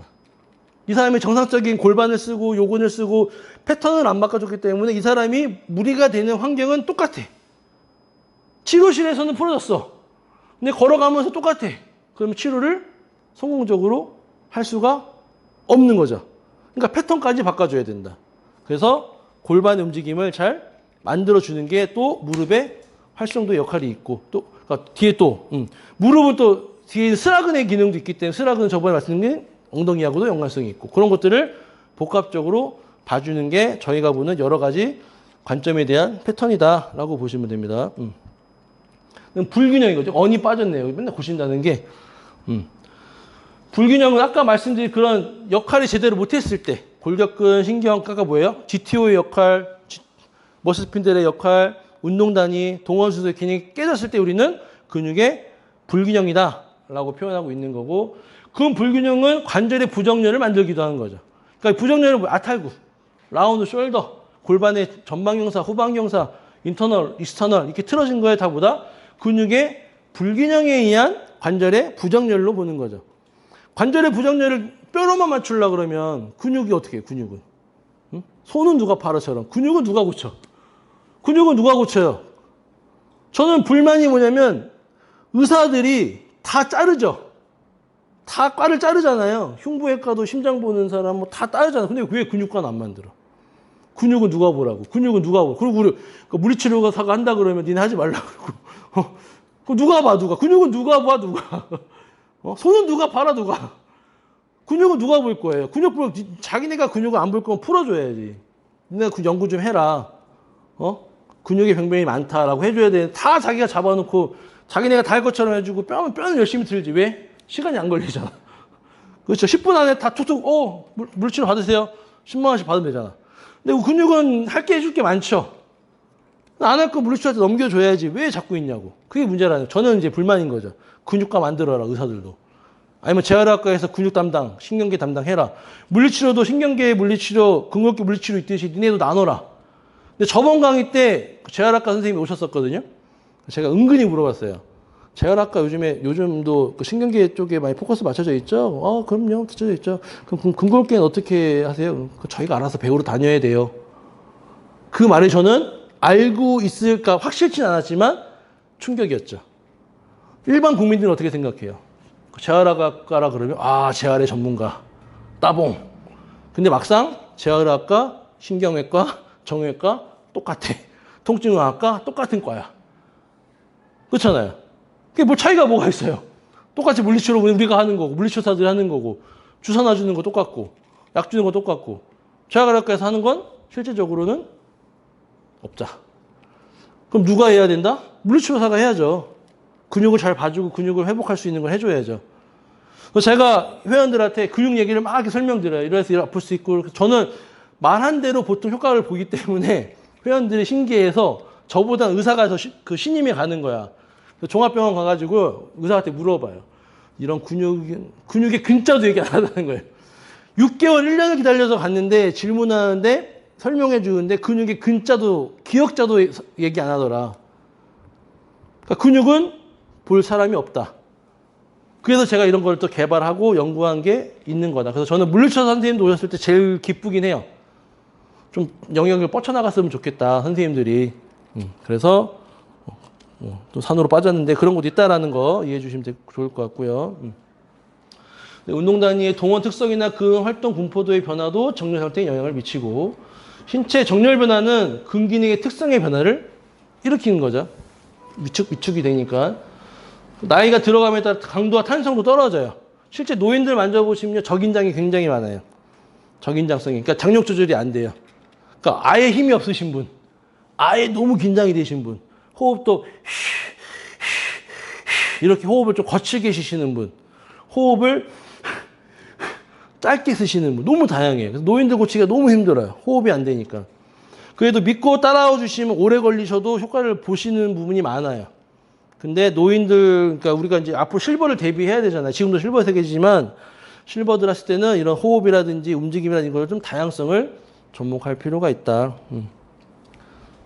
관절의 구축까지 발생할 수 있기 때문에 관절의 구축을 꼭 퇴행성으로만 보지 마시고 뼈의 변화가 이렇게 심하지 않으면, 그러니까 커지고 조그매지는 거는 큰 변화라고 보진 않거든요. 관절의 부종이라고 볼 수는 있지만 우리가 배우는 퇴행성 관절염이 어떻게 돼요? 뼈의 변화가 생기잖아요. 막 옆으로 벌어지거나 이렇게 마찰 때문에. 그런 정도가 아니라 그러면 연골의 문제라고 볼 수가 없을 수도 있기 때문에 그러면 퇴행성 관절염보다는 근육의 불균형의 문제로 해석할 필요가 있다. 그럼 통증은 왜 생기는 거냐? 뼈가 아픈 거잖아요. 그러면 근육에 긴장이 되면 힘줄이 어떻게 돼요? 긴장이 되고 그 힘줄이 뼈를 당기면 그 부위가 아플 수 있는 거고. 그렇죠? 그러면 결국 어디 아프다라고 하는 거는 손 짚어보세요. 그러면 그 부위에 힘줄이 뭔지, 근육이 어디, 그 힘줄은 어떤 근육인지 연결하면 내가 이 근육을 톤을 떨어뜨리면, 이 힘줄을 톤을 떨어뜨리면 통증이 감소될 수 있겠네 라고 보는 게 근육학적인 관점으로 통증을 해결하는 방법이다. 그러면 진짜 뼈가 다치면 저한테 오진 않아요. 저한테 오는. 왜? 병원을 가지. 선생님들 보시잖아요. 그럼 의사가 먼저 처방을 하겠죠. 근데 선생님들 할 수 있는 건 뭐예요? 페어램 돌려보는 거죠. 앵클이 뼈어. 앵클 살짝 움직여봤는데 부종이 많아. 그럼 돌릴 생각도 안 하잖아요. 부종이 빠지고 앵클을 살짝 페어램 했더니 돌아가. 그럼 관절이나 인대에 문제가 없을 수 있는 거. 뒤에 나오지만 근데 움직여보라고 했더니 안 돌아가. 그러면 긴장성으로 볼 수도 있다는 거예요. 그런 거를 좀 차이를 두면 된다. 뒤에 나오니까 또 넘어갈게요. 그래서 근긴장도, 머슬 톤이라고 그러죠. 머슬 톤이 높다. 많이 뭉쳤다. 이런 것들. 그걸 저는 근막으로 풀이하고 있는 거예요. 그 설명을 보면 근긴장도 수준의 변화에 미치는 가장 중요한 원인은 근수축으로 꽂고 있다. 근섬유, 골격근 내에 결합 조직과 힘줄이 지니고 있는 고유 점탕성 성분 또한 여기에 일부 영향을 미치는 걸 알고 있다. 기립 자세에서 중력에 대항하는 근활동을 자세 긴장도라고 정의했다. 저도 이거 처음에 들었을 때 멀티피더스, 뭐 회성근 그런 것들이 뭐야 긴장성 근육으로 보잖아요. 그럼 말만 들으면 어떻게 힘주고 있어야 되잖아요. 안정성 근육이 걔는 안 움직여야 돼. 그렇죠? 말만 들으면. 근데 걔네들은 뭐예요? 걔네도 척추를 회전할 때 다 움직이는 가동성. 왜? 액틴마요신이 모아지니까 다 가동성이 있는 거잖아요. 그러니까 뭐다? 그 긴장이라고 하는 것 자체가 뭐다? 수축이 아니라 수축이 아니라 근막의 장력, 중력에 대항하는 장력 시스템. 그래서 옛날에는요, 불과 10년 전만 해도요, 수술하시면 안정이었어요. 안정. 근데 요즘 트렌드 바뀌었죠. 수술하고 거의 하루 이틀 만에 어떻게 해요? 보행시키죠. 이제 아는 거예요, 의사들도. 안정시켜서 굳어지는 그 부작용보다 차라리 억지로 걷게 해서 활동하는 게 훨씬 더 효과가 있다는 걸 안 거죠. 왜? 가만히 있으면은 그 장력 조절 시스템이 무너져 버려. 그러면 그것 고치기가 더 어려워. 그러니까 걸으라고 하는 것도 트렌드가 바뀌는 거죠. 그러니까 이것도 이론이 바뀐 거죠. 옛날에는 무조건 안정이었어요. 저 때 그 시험 문제 나왔어요. 국시에도. 어디 아프다 무조건 안정. 허리 아프다 그러면 무조건 안정.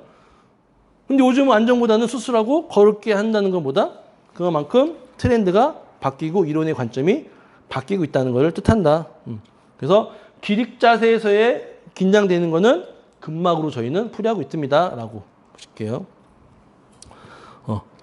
그 긴장도는 근섬유 현재 상태, 감각기관 활동 점도 이거를 팽력, 팽팽함, 이거를 장력. 장력은 뭐가 있었죠? GTO. 장력 조절하는 그 시스템이 존재하기 때문에 우리는 중력에 대항해서는 중력에 만큼 긴장하는 거고, 부력에 있으면 부력의 움직임에 만큼 장력 조절을 하는 거고, 누워있으면 누워있는 것만큼의 장력을 쓰지 않겨도 되기 때문에 풀어지는 거. 그걸 누가 하는 거다? 장력 조절. 만약에 신경이 망가진 사람이야. 뇌신경이 망가졌어. 그 GTO 역할을 못하는 대뇌 피질에 문제가 생겨버렸어. 장력 조절을 못해. 그럼 장력 조절 시스템이 망가졌기 때문에 쓰는 게, 걷는 게 힘들 수 있겠죠. 그걸 고치는 게 신경계 물리치료잖아요. 그렇죠. 그거를 바꿔 생각하면 근골격계에서는 이 인지력이 좋기 때문에 호흡을 통해서 일형 근섬유를 활성화시켰을 때 훨씬 더 좋은 인풋 아웃풋을 줄 수 있을 것 같다라는 차관에서 저는 이 이론을 갖다 많이 쓰는 거예요. 보시면 되고, 선 자세에서 자세 유지하는 것도 긴장성 근활동 나온 거죠. 정상적인 기능하기 위해서는 중력에 대한 신체를 역동적으로 움직일 수 있도록 충분히 높아야 된다. 충분히 높다는 거와 과긴장하고는 다른 거죠. 긴장을 너무 과하게 있는 게 아니라 충분한 긴장도에 쓰임이 있어야 되는데 너무 긴장도가 약해도 문제가 생길 수 있다. 아까 할머니들 말씀드린 것처럼 할머니들은 긴장이 약해. 약하니까 제대로 쓰기가 쉽지 않아. 그런 것도 하나의 긴장근 시스템이라고 볼 수 있죠. 자세 긴장도 영향을 주는 다른 요인으로는 통증. 이게 뭐예요? 자율신경계, 교감신경. 통증, 공포가 이런 게 뭐예요? 놀래고 막 이런 것들이 다 자율신경계형이잖아요. 그 자율신경계와 긴장과의 연관관계가 충분히 존재한다. 긴장도는 근섬유의 감각기관 활성도, 근육의 점도 및 결합 조직 특성과 관련이 있다. 이렇게. 근육의 움직임 활성도와, 그러니까 지금까지 제가 계속 순차적으로 내려왔던 것들 보면 다 뭔가 교집합이 돼서 내려오고 있는 거를 조금은 이해해 주시면 좋을 것 같아요. 저긴장, 이거는 이제 신경계 쪽에 해당하는 내용이에요. 제가 보바스 책을 갖고 와서 저긴장도 있고 과긴장도 있다라는 내용을 좀 갖고 온 거예요. 그래서 저긴장은 골격근의 긴장도가 감소된 상태, 떨어진 상태. 그래서 우리 신경계 환자들 보면 처음에는 흐물흐물 하잖아요. 그러다가 그러니까 멘탈이 좀 정신이 돌아오면 과긴장 경직이 되잖아요. 그때 막 꼬이죠. 처음에는 이렇게 쭉 펴져 있다가 그때 이제 ROM 돌려주죠. 물리치료들이 가서 방문해서 이렇게 돌려주기도 하고, 그 이후에는 이제 막 풀어서 막 하는 경우도 있고. 그래서 스스로 이완시키려고 해도 긴장도가 안 풀어진 상태. 그러니까 목이 뭉쳤어. 막 움직여도 긴장이 안 풀려. 가볍게 움직여도 안 풀려. 그거 뭐예요? 그 긴장도를 유발하는 원인이 있을 수 있다는 거죠. 그렇죠. 예를 들어서 목 같은 경우 경장근 많이 보거든요. 롱스콜리. 롱스콜리가 짧아져 있는데 목을 펴야 돼. 그럼 나는 짧아진 게 편한데 이 드는 것 자체가 뭐예요? 얘가 늘어나야 돼. 근데 늘어나지 못하고 계속 긴장된 상태에서 억지로 들었어. 어떻게 되겠어요? 뒤에서는 과긴장될 수 있는 거예요. 그게 뭐예요? 주동근 기랑근의 패턴이잖아요. 허리에서도 그럴 수 있죠. 숙이면 허리가 아파. 그러면 복직근이 모아서 갈비뼈를 내려줘야지 정상적인 패턴인데 배가 나온 사람이야. 허리를 숙이려고 했더니 허리가 긴장돼. 그 허리가 긴장된 원인이 허리가 무리가 되는 게 아니라 복직근의 움직임성이 약해서라면 허리가 아플 수 있는 원인이 그런 데서 올 수도 있다는 거죠. 그러니까 다양성이 존재한다. 그래서 저긴장성과 과긴장성의 차이를 좀 구분을 하셔서 저긴장성이라고 해서 너무 강하게 시켜버리면 그것도 문제. 또 일형근섬유부터 순차적으로 가서 이 사람의 장력을 조절할 수 있는 장력만큼 왔다 갔다 하는 게 중요하다. 과긴장성은 긴장을 떨어뜨리는 조절로 존재해야 된다라고 보시면 되죠. 그래서 고정이나 탈신경 혹은 활동 저하로 인한 근활동 정도 감소를 골격 위축. 그렇죠. 또 근선 종류가 변할 수 있는데 보다 위상근으로 경직되면 나중에는 긴장성근으로 전환될 수도 있다. 그러니까 뻣뻣 2형 금선류였던 게 1형으로 갈 수도 있고 1형 금선류가 2형으로 갈 수 있는 거는 그런 긴장도 조절 시스템 때문에 되는 거다라고 이해해 주시면 될 것 같아요. 그래서 긴장됐다고 해서 그 긴장된 거를 막 풀려고만 하지 마시고 움직임을 활성 있게끔 하고 또 얘가 긴장된 원인을 찾고 그러다 보면 오히려 긴장된 그 결과가 원인이 아니라 원인을 찾다 보면은 선생님들이 그것도 언제 다 해요? 너무 많아요. 할 수도 있어요. 근데 그거는 우리가 그 셰프를 보는 것 같다라고 저는 봐요. 저는 맨날 봐도 설탕 몇 그램 이거 언제 다 하냐고 계량을. 근데 그분들은 익숙하니까 어떻게 돼요? 그냥 막 하죠. 막 해도 맛있다고 하잖아요. 전 안 먹어도 모르겠지만 똑같다고 봐요. 내가 이런 생각을 갖고 있으면 그런 생각이 자연스러운 거예요. 저는 그렇게 자연스러워요. 근데 선생님들은 안 해봤기 때문에 그런 생각이 언제 다 해? 너무 많어. 너무 어려워. 이렇게 되면 그냥 선생님들 한 1차적인 관점만 봐야 되는 거죠. 하다 보면 익숙해지면 그건 또한 가벼워지고 쉬워진다. 별거 아니게 된다. 생각을 안 해봐서 그렇다. 그렇게 이해해 주시면 됩니다. 또 과신장 근약화. 지금 선생님들 앉아 계시잖아요. 지금 3시간, 2시간, 3시간 동안. 그럼 뒤에 있는 신경근들은 다 늘어나서 약해지겠죠. 그럼 일어나자마자 뛰라 그러면 어떻게 되겠어요? 어떻게 뛰어요? 이러겠죠. 그럼 뭐예요? 다시 회복을 해야겠죠. 그래서 막 준비 운동하고 왔다 갔다 하고 회복한 다음에 뛰면 되겠지만 오랫동안 앉아있는 상태에서 걸으려고 그러면 다리 걔는 쉬지도 않고 이게 막 이렇게 하면 뻣뻣하게지겠죠. 그래서 과신장 근약화는 범위를 좀 설정을 잘해라. 신전근이나 내전근 같은 경우는 이완성이 더 크기 때문에 마이너스에서 0의 범위를 먼저 활성화시키려고 하는 것도 중요하다. 그래서 아까 말한 광배근이 막 팔 늘어나 있잖아요. 이거는 많이 안 쓸 수 있잖아요, 우리가. 요거는. 근데 나가는 건 많이 쓰잖아요. 컴퓨터 한다든지. 요거는. 그럼 뭐예요? 광배근 이미 늘어났기 때문에 광배근 기능을 살린다고 해서 여기만 수축시키는 게 아니라 여기서부터 끌고 오고 0. 여기서부터 수축.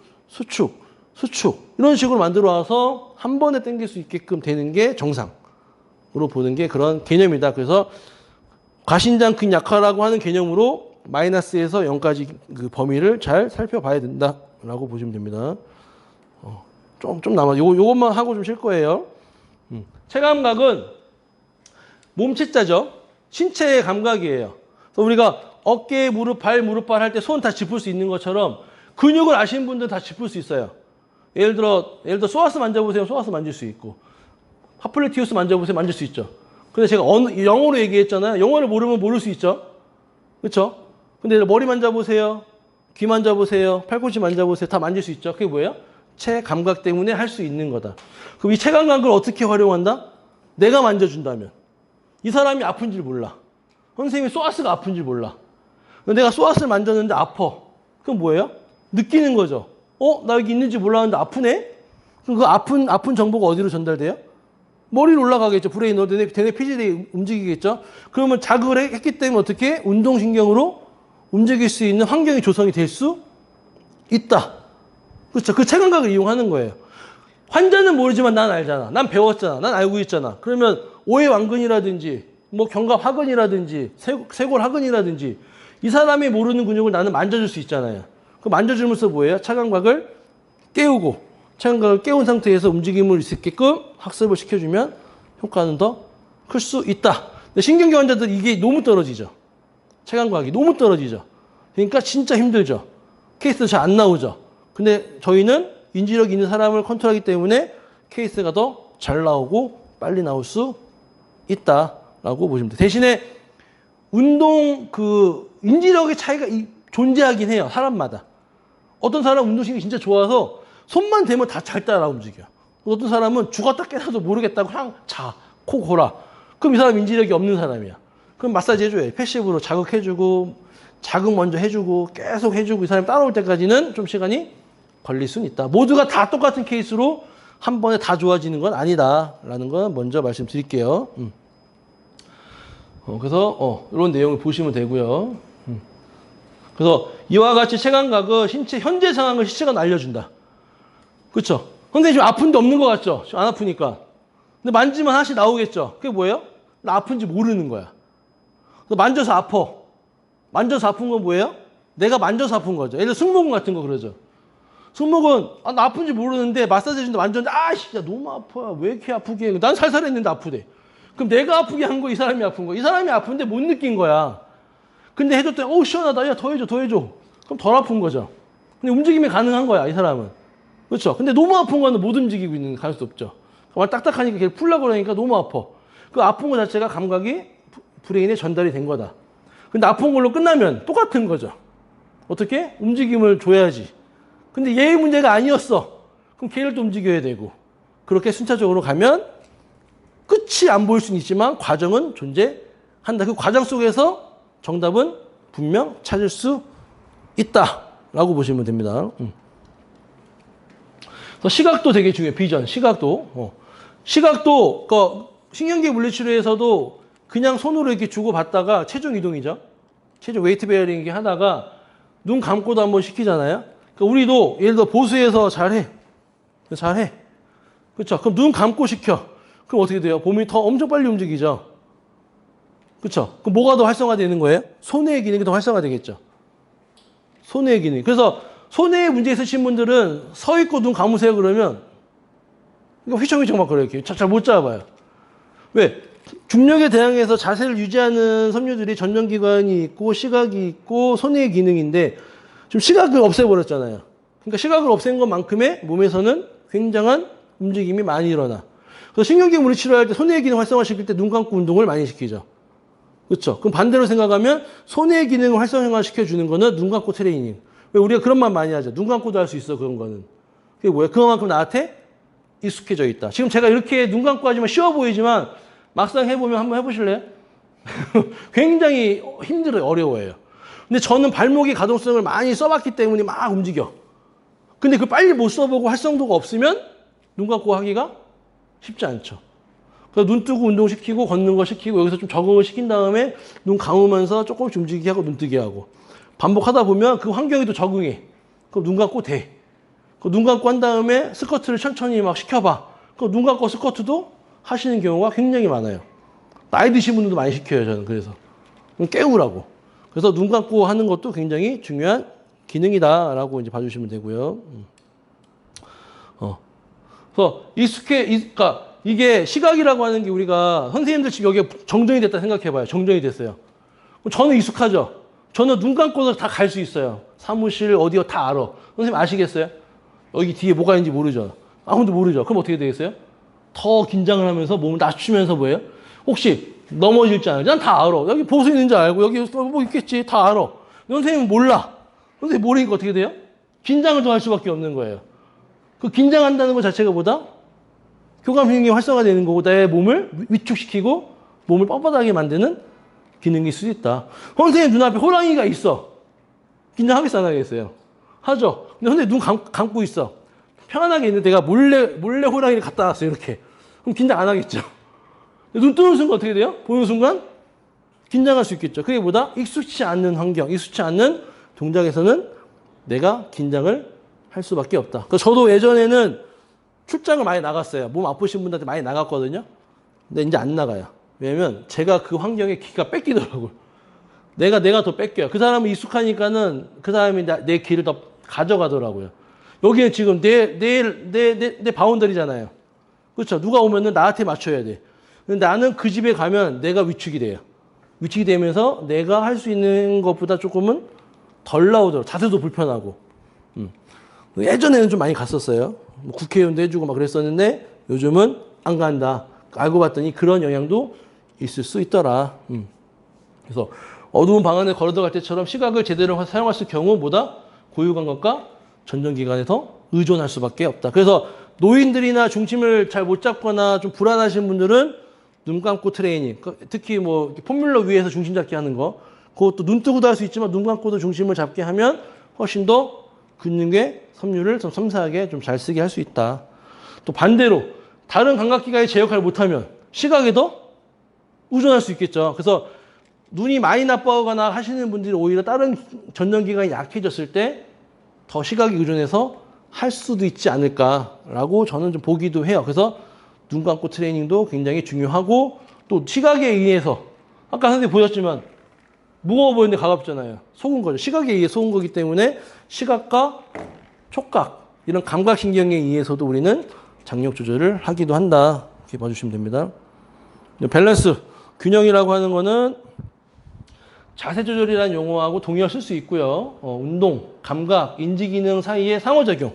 그러니까 이게 다 상호작용을 해야 자세 조절을 할 수 있고 균형을 잡을 수가 있는 거다. 그게 뭐예요? 운동이 없이는, 감각이 없이는, 인지가 없이는 자세 조절을 하기가 쉽지가 않다. 그래서 균형 조절은 시각, 전정 감각, 고유 감각에 의해 의존을 많이 한다라고 보시면 됩니다.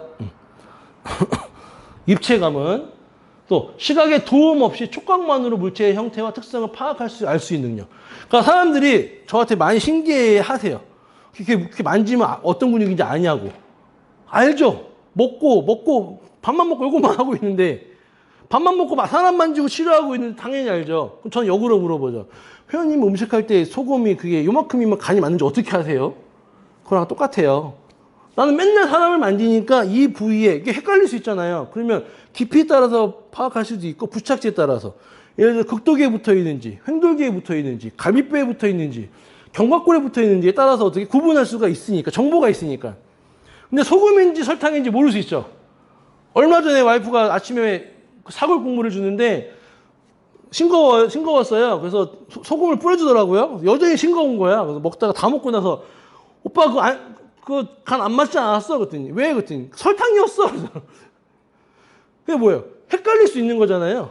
정보가 없으면. 그렇죠. 그런 것처럼 우리는 정보가 있기 때문에 그걸 구별할 수 있기 때문에 만졌을 때 정상인 거와 문제 있는 걸 알기 때문에 구별할 수 있으니까 그게 입체감에 의해서 내 몸의 정보와 입체감에 의해서 알 수도 있고 이 사람도 나를 만져줌으로써 그게 느껴지는 것 자체가 입체감을, 체감각을 깨우는 거다.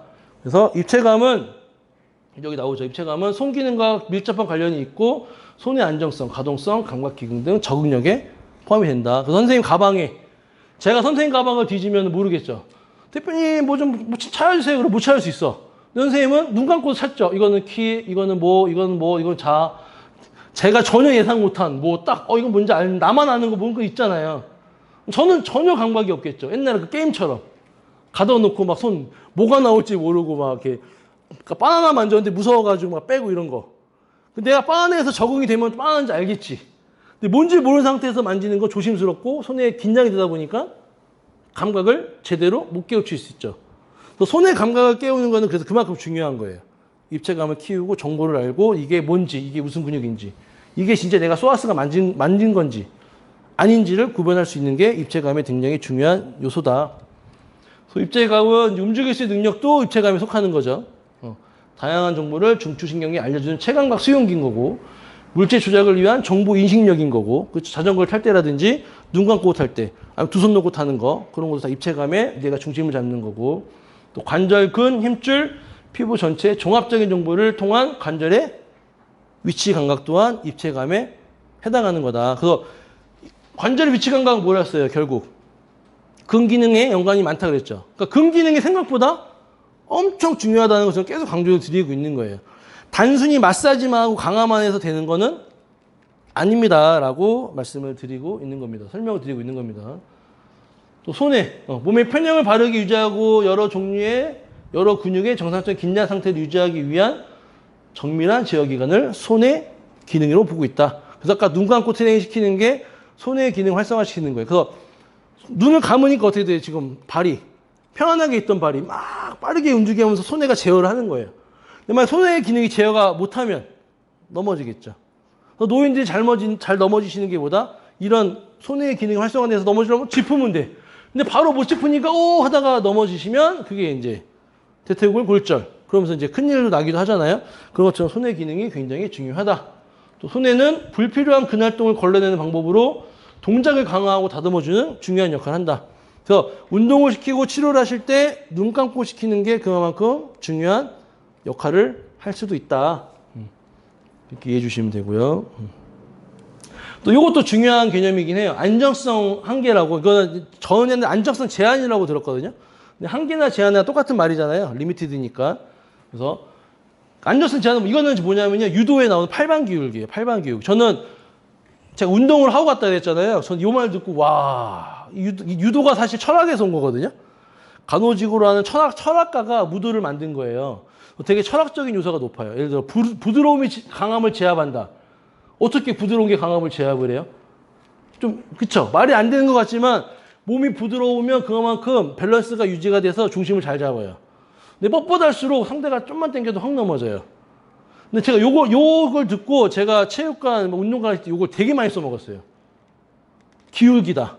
그러니까 유도에서 기울기, 지읒기라는 게 있는데 기울기가 뭐냐면 뒤꿈치가 들지 않고 체중 이동할 수 있는 게 이게 안정성 한계죠. 요 방향이 앞꿈치, 또 앞꿈치에서 오른발 앞꿈치, 또 오른발 뒤꿈치, 양쪽 뒤꿈치, 왼쪽 뒤꿈치, 왼발 앞꿈치. 요 방향이 다 팔방 기울기라는 용어에서 나와요. 이게. 근데 안정성 한계 네이버에 쳐보잖아요. 안 나와요, 설명이. 되게 극한으로 나오거든요. 저 연결해서 요거랑 같은 개념인데 그 안정성의 한계, 내가 안정성을 유지할 수 있는 한계인 거예요. 거기서 좀만 더 당기면 무조건 넘어져요. 그게 유도의 기술의 핵심이에요. 이론이에요. 무조건 힘으로 당기는 게 아니라 안정성의 한계를 끌고 와서 잡아 당기기 때문에 파워가 팍 당겨지는 거거든요. 그래서 요걸 왜 중요하냐면 한발서기 할 때 한발서기 못 하시는 분 은근히 많죠. 왜 못 하냐면 이렇게 해서 못 들어요. 이렇게. 지금 뭘 못 하는 거예요? 그렇죠. 가장 중요한 이거를 얘가 강화가 중요한 게 아니야. 한 발로 이게 중요한 게 아니라 웨이트 베어 이것만 시켜주면 돼. 배꼽만 이동시키면 돼. 배꼽만. 그러니까 중립에 있다가 오른발에 있던 발을 중립으로 오고 중립에 있던 발을 왼발로 쓰게 해. 근데 이럴 때는 있죠. 왼발로 서야 되는데 사두근의 수축이 들어가야 되고 힙이 들어가야 돼. 근데 무릎이 안 펴지고 엉덩이 힘을 못 쓰면 이건 불안할 수 있겠죠. 얘네가 정상이라는 가정하에 웨이트 베어링이 섰을 때 예를 들어서 5대5, 6대4, 7대3, 8대2, 9대1, 10으로 올라왔을 때 체중이 실리면서 이 발을 들 수 있어요. 근데 6대4만 돼도 중심을 못 잡고 넘어져요. 어떻게 해요? 웨이트 베어링 인해서 점점 들어와야 돼. 그러려면 뭐가 중요하다? 이 안정성의 한계인 이 운동을 많이 시켜줘야 돼요. 앞꿈치 실기, 앞꿈치 버티기 5초. 둘, 셋, 다시 중립. 뒤꿈치 버티고. 중립. 오른발 전체 체중. 중립. 왼발 전체 체중. 중립. 오른발 앞꿈치 체중. 왼발 앞꿈치 체중. 이게 잘 되면 밸런스 패드 있죠. 불안정한 패드에서 거기 똑같이 시켜줘. 그러면 그 중심 잡는 기능이 훨씬 더 활성화되겠죠. 그래서 안정성의 한계를 키워주는 게 생각보다 중요해요. 생각보다. 모르면 못하는데 웨이트 베어링에 대해서 인지가 있으신 분들은 요거를 통해서 한발서기를 잘해주고 한발서기가 잘 되는 건 뭐예요? 보행을 그만큼 편안하게 할 수 있는 거죠. 한발서기가 안 되면 종전걸음을 걷는 거예요. 왜? 한 발 드는 것 자체가 불안하니까 어떻게 돼요? 빨리 짚는 거예요. 빨리. 그게 빨리 짚다 보니까 어떻게 돼요? 고관절 들 생각을 안 하고 발만 짚어. 끄는 패턴이 돼. 보행 패턴이 완전 망가지죠. 입각기 없고, 힐 스트라이크 없고, 앞꿈치로 들고. 앞꿈치로 끄니까 어떻게 돼요? 족저근막염도 잘 생기고. 그러면서보다 점점 발가락 기능은 긴장되고, 점점 몸이 망가질 수밖에 없는 그런 구조가 생길 수가 있다. 거기에 가장 첫 번째가 뭐다? 안정성 제한의 웨이트 베어링의 움직임만 잘 활성화시켜줘도 한발서기는 충분히 될 수 있다. 근데 이 웨이트 베어링만 잘한다고 잘 되는 게 아니라 무릎이 펴지는 힘, 엉덩이가 들어가는 힘을 잘 파악을 해야 돼요. 그래서 보시면 똑같이 쓴 상태에서 허벅지 만져보잖아요. 엉덩이 만져보잖아요. 힘 안 쓰고 있어요. 힘 안 쓰고 생각보다. 근데 한쪽으로 체중 실잖아요. 그럼 한쪽 사두근에 힘이 들어가고 엉덩이에 힘이 들어가져요. 반대도 마찬가지로. 근데 이 기능을 못한다? 그럼 밸런스에 문제가 생길 수 있다. 물론 한발서기는 내전근하고 외전근의 관계도 있어요. 앵클의 가동성의 문제도 있고. 그러니까 여러 복합적인 요소인데 가장 기본적인 핵심에서는 웨이트 베어링 안정성의 한계가 일어나지 않으면 아무리 강해도 아무리 코끼리 허벅지더라도 절대 못한다. 특히 스쿼트 같은 경우 의자에 앉았어. 엉덩이에 있던 웨이트 베어링이 발로 이동을 해야 돼. 근데 엉덩이에 있던 웨이트 베어링은 아무리 내가 강해도 슈퍼맨이 아닌 이상은 일어설 수 없다. 그러니까 웨이트 베어링을 보여드릴게요. 웨이트 베어링을 제가 저번에 스쿼트 알려드린 게 그래서 웨이트 베어링을 하실 때 상체로도 잡을 수 있단 말이에요. 근데 무게중심 어디 있어요 지금? 발끝에 가 있잖아요. 그럼 쓰면 앞꿈치로 쓰게 돼 있죠. 불안하잖아요. 근데 웨이트 베어링을 상체로 숙이는 게 아니라 골반의 움직임으로 잡는 거예요. 여기 있던 웨이트 베어링이 골반만 전방 영상 만들어놔도 어떻게 돼요? 하체로 이미 전달이 돼. 그럼 나는 그 위로만 일어나면 돼. 근데 엉덩이에 있을 때 일어나 보세요 그러면 슈퍼맨은 일어날 수 있어요. 근데 아무도 못 일어나 이렇게 되면. 웨이트 힙이 안 되니까. 체중 이동이 전달이 돼야 되니까. 그렇죠. 그럼 스쿼트 할 때 상체를 숙이는 게 맞을까요? 골반만 뒤로 빼는 게 맞을까요? 불필요한 동작이 없어지잖아요. 상체를 앞으로 숙이는 거 할 수 있지. 일어날 때 또 이렇게 웨이브가 일어나잖아요. 앉을 때도. 동작이 여러 번 일어나잖아요. 근데 골반만 움직이면 그런 필요 다 없이 골반에 의해서 일어났다가 골반을 빼면서 앉았다가 일어났다가 앉았다. 심플하게 할 수 있는 거를 복잡한 움직임을 만들어서 패턴을 망가뜨리는 건 잘못된다. 그래서 뭐 계단 올라가거나 이런 것도 계단 올라가는 것도 이거 이용하는 거예요. 계단 올라가는 것도. 스텝박스 이런 거 이용하면 요걸로 표현할게요. 예를 들어 이게 계단이라고 생각할게요. 보통 계단 올라갈 때 이러고 가요. 할머니들. 웨이트 베어링이 어디 있어요 지금? 맞춰보세요. 앞발일까요 뒷발일까요? 뒷발이에요. 뒷발이에요. 뒷발에 체중이 아직 존재한 그러니까 체중을 쓰고 있죠. 앞발에 있으면 떠야지 이렇게. 그렇잖아요. 보세요. 이게 딱 이렇게 온다고 해서 이게 아니라 완전 이동을 했으면 얘가 들려야 되잖아요. 근데 얘로 버틸 수 있다는 건 아직도 웨이트 베어링이 뒤쪽에 존재한 거예요. 그럼 여기서 끌고 올 때 뭘로 쓰겠어요? 이렇게 끌고 오지. 그러니까 할머니도 어떻게 올라가요? 계단 하나씩. 하나. 근데 웨이트 베어링 허벅지 든 다음에 내리면서 체중을 실으면 내리는 순간 이 발에 웨이트 베어링이 실리겠죠. 이 발에 체중이 실리니까 나는 한 발로 쓸 수 있고 한 발로 쓰면서 드디어 똑같이 이 뒷발을 들 수 있고 들 수 있으니까 그 다음 계단에 내가 다시 다리를 올릴 수가 있겠죠. 그래서 가실 때 돌아가실 때 젊은 사람들 계단 올라간 거 보면 허리 숙인 사람 한 명도 없을 거예요. 이렇게 올라가는 사람들은. 근데 노인들은 다 이렇게 올라가시면 한 발. 그게 다 뭐다? 웨이트 베어링. 무게중심이 이동이 안 되니까 한 발 쓰다 보니까 곽인장. 그래서 웨이트 베어링을 굉장히 중요한 요소로 생각하시면 치료나 이런 거 하실 때, 동작 개선하실 때 도움이 많이 되실 거다. 그렇게 이해해 주시면 돼요. 잠깐만요. 쉬려고 그랬는데, 여기까지만. 제가 잘 안 쉬어가지고 한 파트 끝나고 쉬려고 그러다가 너무 길어지네요. 그럼 할게요. 또 능동불충분하고 수동불충분이 있어요. 그러니까 이걸 좀 저도 헷갈렸거든요. 그래서 어떻게 하시면 능력으로 기억하시면 근력. 능동불충분은 근력이 부족한 거고, 그렇죠. 수동불충분은 이수근 생각하시면 돼요. 저희 시험 볼 때 그렇게 외우잖아요.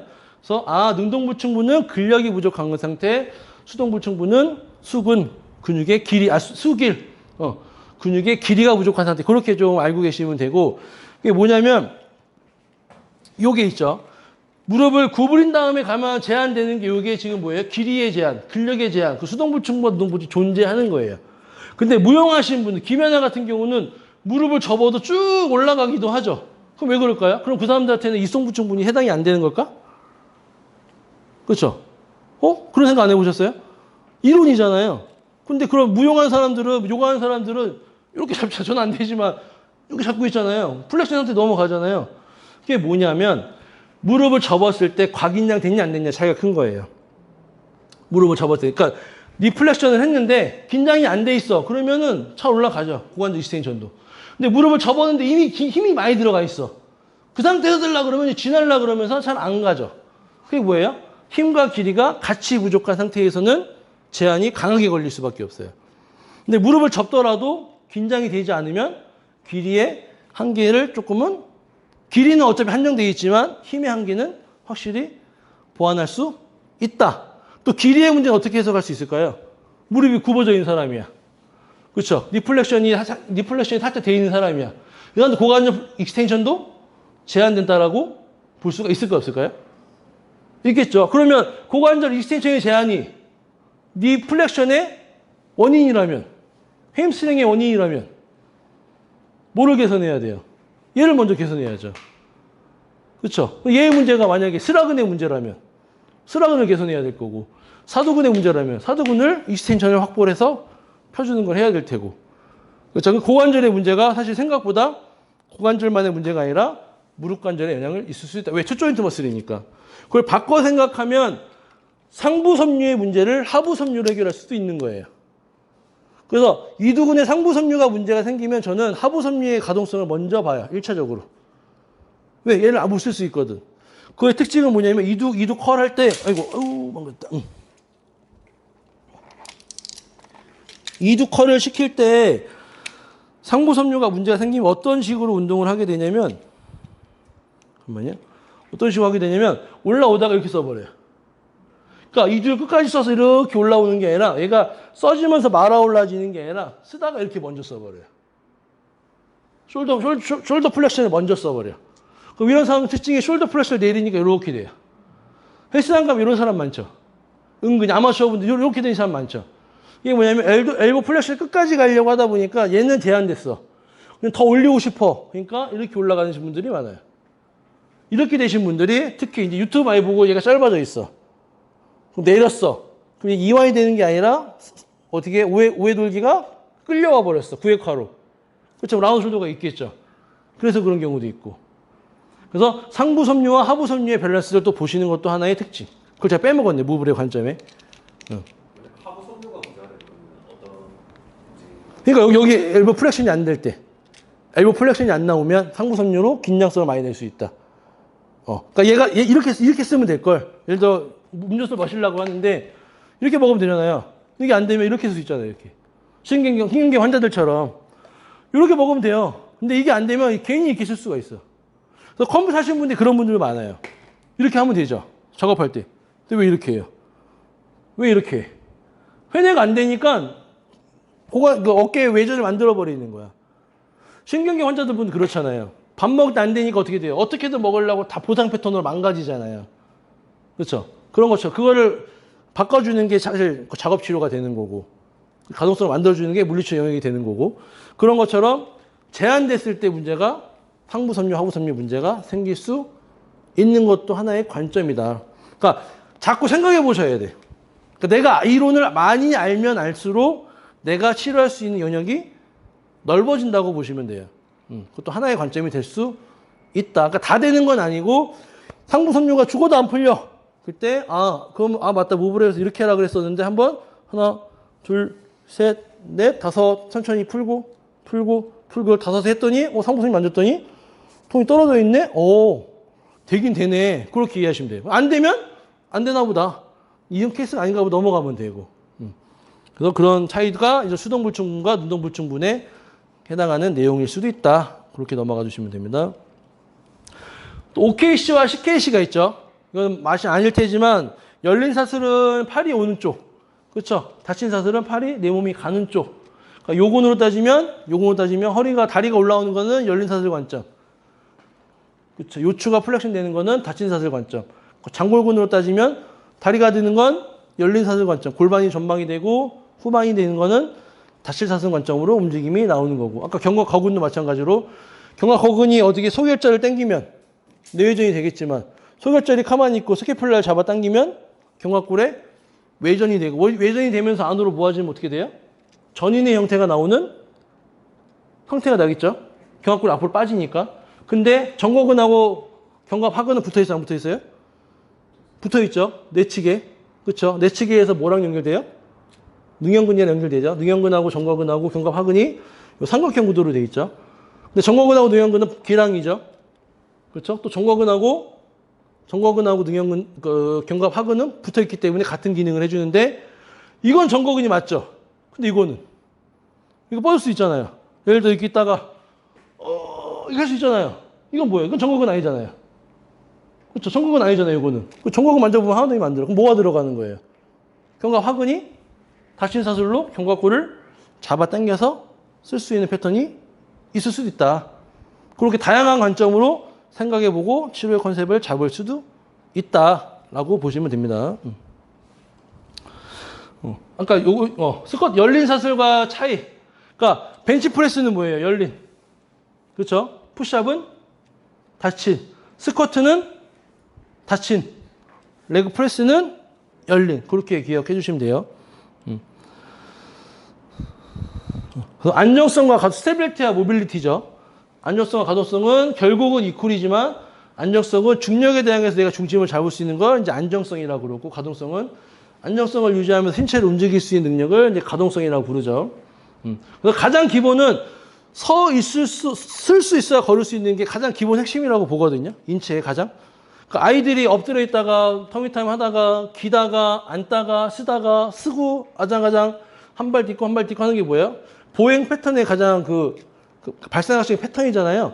서서 중심을 잡아서 한 발 한 발 뗄 수 있을 때, 그러니까 쓰는 게 안정성이 좋을 때 잘 걷게 되는 게 안정성과 가장성의 가장 큰 핵심인데 쓸 때 발의 움직임이 활성화되지 않으면 얘는 고정성이 돼버릴 수 있는 거죠. 그렇죠? 서 있기만 한 거면 고정성이잖아요. 움직이지 못하면 그건 고정성인 거잖아요. 스쿼트인데 무거워서 움직임이 안 나와. 이건 고정성인 거잖아요. 무거울 들었는데 내가 움직일 수 있고 걸을 수 있고 활동이 잘해. 자연스럽진 않지만 묵직하지만 할 수 있어. 런지도 할 수 있고 할 수 있어. 그럼 안정성이 좋은 거야. 근데 200kg 했는데 이 발 나가는 것이 불안해. 그럼 뭐예요? 안정성이 좋은 게 아니라 고정성이 좋은 거죠. 그렇죠? 고정성은 때로 있어야 되지. 무거운 거 버틸려면. 근데 고정성은 안정성으로 착각을 해서 무조건 강한 무게가 좋다라고 보기는 어렵죠. 안정성이 떨어지는데 무게를 해봤자 그건 나한테 데미지를 줄 수가 있는 거죠. 그렇죠? 그러니까 모래주머니를 찾는데 못 뛰어 이렇게. 그럼 그거 근데 뭐하러 해요? 모래주머니를 타도 똑같은 움직임이 나와야 모래주머니를 뺐을 때 더 가벼워질 거 아니에요. 그렇죠? 그래야 웨이트 트레이닝의 목적이 있는 거잖아요.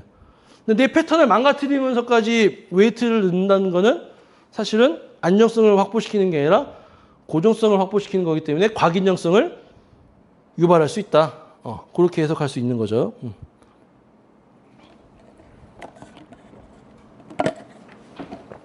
간단하게 따지면 이것도 안정성과 고정성은 안정성에는 정적 안정성이 있고 동적 안정성이 있어요. 차이는 뭐냐면 뛸 때도 중심 잡아야 되잖아요. 뛸 때는 뭐예요? 동적 안정성.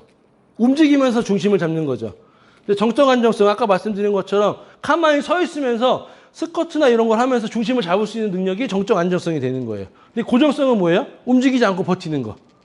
이건 고정성이 되는 거예요. 버티기만 하는 거. 그 버티기만 하는 거 뭐라 그래요? 등척성 운동. 열심히 했다, 잘했다, 운동했다. 박수 치는 게 아니라는 거죠. 등척성은 유지하는 단계로 보는 게 더 합리적이라고 저희는 보는 거예요. 그냥 가만히 서 있고 힘을 잔뜩 준다 그래서 안정성이 좋네. 운동 잘하고 있네. 라고 하기는 조금은 무리수가 있다. 또 고정성은 과사용 시 움직임을 방해할 수 있다. 그러니까 오히려 움직임을 방해한다는 건 뭐예요? 가동성을 제한시킨다는 거니까 오히려 고정성은 기능 패턴에 문제를 일으킬 수 있기 때문에 안정성과 고정성은 조금 구분을 할 필요가 있다. 하지만 요 프랭크나 이런 거 유지하고 있을 때 고정성은 존재하긴 해요. 예를 들어 푸시업을 하잖아요. 푸시업을 할 때 이 손은 뭐예요? 손은 안정성이 필요하겠죠. 중심을 잡으면서 내려가야 되잖아요. 근데 하체는 움직이지 않고 가만히 이 상태에서 왔다 갔다 할 수도 있어야겠죠. 이거는 고정성 근육이 되어야죠. 그렇죠. 근데 여기서 만약에 내가 보수해서 발을 올리고 갔어. 그렇죠. 발 자체도 안정성이 만들어져야 되겠죠. 그런 것처럼 고정성이 반드시 나쁘다고 볼 수는 없지만 가동성을 방해하면서까지 과긴장으로서 고정성을 만드는 거는 안정성이 아니다. 필라테스 선생님이 있죠. 필라테스에서 코어 잡으라고 해요. 코어 잡는데 힘이 쫙 들어가서 꽉 잡아. 움직이세요. 그러면 당연히 못 움직이기 당연한데 못 움직인다고 또 뭐라 그래. 그건 아니라는 거예요. 그러니까 내가 유지할 수 있으면서 다리를 움직이는 건 안정성이 좋은 거죠. 근데 힘을 더 강하게 준 상태에서 못 움직이는 거는 그건 안정성을 잘 잡은 게 아니라 고정성, 너무 과긴장돼서 쓰게 한 거다. 그렇게 이해해 주시면 됩니다. 이 표는 제가 AI, GPT한테 옛날에 대화를 많이 했어요.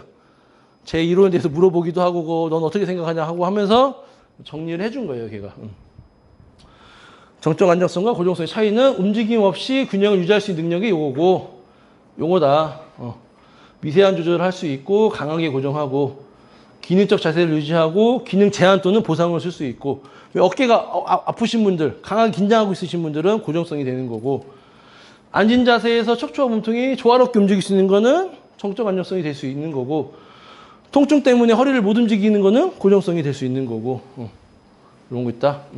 그러면 스쿼트 중에 정적 안정성과 고정성의 차이는 뭐냐라고 물어봤거든요. 그래서 그때 자유로운 복식호흡과 흉곽의 움직임. 움직일 수가 있어, 다. 근데 너무 무거우면 어떻게 돼요? 호흡도 거칠어져요. 호흡이 안 나와. 그러니까 예를 들어 선생님이 100kg 된 타이어를 들다고 생각해보면 할 수 있어요, 없어요? 못하죠. 호흡 무산소로 가잖아요. 그래서 나한테 이 무게가 무겁다 그러면 내 호흡 자체가 이미 무산소로 바뀌어요. 아예 호흡을 안 할 수 없으니까 이렇게 되는 거는 고정성이 될 수 있다라고 표현한 거예요. 자율신경계 반응은 이제 부교감, 그러니까 조절이 되는 거죠. 교감, 부교감 조절이 되는 거고 균형 상태, 균형을 유지하는 상태가 되는 거고 얘는 교감신경이 너무 과항진돼가지고 몸을 너무 긴장시켜버려. 그리고 과긴장 상태. GTO와 근방추에 통한 미세한 조절이 가는 거고 얘는 근막의 과긴장과 고정 패턴을 유지해버리는 거고 균형 있고 정렬이 유지되지만 얘는 흔들림 없이 버티기만 움직임이 없는 상태. 유산소성 기반 지속 가능한 강도라고 하면 얘는 무산소 기반 지탱은 가능한 효율성이 떨어진 상태. 그걸 고정성과 안정성으로 조금 구별해서 생각해 보실 필요가 있다. 그 운동 치료할 때 좀 도움이 많이 되는 내용인 거죠. 그러니까 무작정 강화, 원RM이 중요한 게 아니다. 내가 그 동작을 수행할 수 있는, 얼마나 수행할 수 있는 게 중요하지 버티고 한번 내려갔다 올라갔다 그래서 운동을 잘했다라고 보기는 좀 쉽지 않다. 그렇게 봐주시면 되고요. 이거는 이제 처음에 제가 안정성 그 차이를 어떻게 생각했냐면 소나무와 대나무로 본 거예요. 태풍이 불었어요. 그럼 소나무는 막 움직이지 못하니까 버티다 어떻게 돼요? 버티는 힘보다 세면 부러져 버리죠. 대나무는 막 움직여. 막 움직이다가 그 다음날 똑바로 서 있어. 그럼 결과적으로 누가 안정성이 좋은 거예요? 대나무가 좋은 거죠. 움직이면서 뭐예요? 중심을 잡으면서 서 있으니까. 그게 고정성과 안정성의 가장 큰 차이다라고 보면 됩니다. 이건 제가 왜 더 잘 이해했냐면 저희 유도할 때 아까 말한 유능제강이라고 그랬잖아요. 유능제강이 부드러움을 강함을 제압한다는 뜻인데 안 넘어가려고 버티잖아요. 그럼 조금만 잡아당기면 이렇게 딸려가요. 그럼 톡 치면 훅 넘어가요. 근데 당길 때 내가 따라서 가. 부드럽게 움직여줘. 이 사람이 당기는 방향성에 맞게끔 중심을 잡아주면 그 사람이 넘기기 더 힘들어요. 그럼 결과적으로 누가 안정성이 좋은 거예요? 후자가 더 좋은 거죠.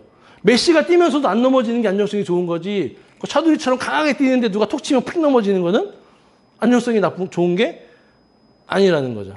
그렇게 좀 이해해 주시면 되고 픽세이션 머슬 아까 말씀드린 것처럼 푸시업 자세 할 때 안 움직여야 되는 다리도 존재한다. 그런 게 고정 근육이다 라고 말한 겁니다. 그래서 고정과 안정성의 가장 큰 차이는 뭐다?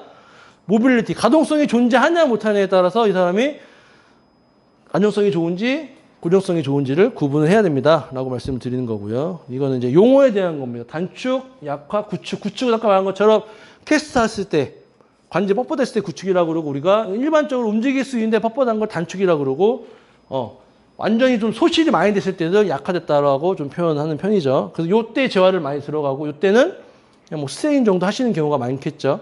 구축은 이제 많이 심한 상태라 병원에서 많이 해결하시는 부분이 있지만 오셔도 근육의 범위만큼 단계적으로 하면 충분히 된다. 여기까지 하고 조금만 쉴게요. 혹시 여기까지 좀 질문 있으실까요? 좀 길어졌는데 1시간 반 동안 나머지 나가야 돼. 이게 제일 길어요. 여기 신경계 쪽 이론이라 어렵기도 하고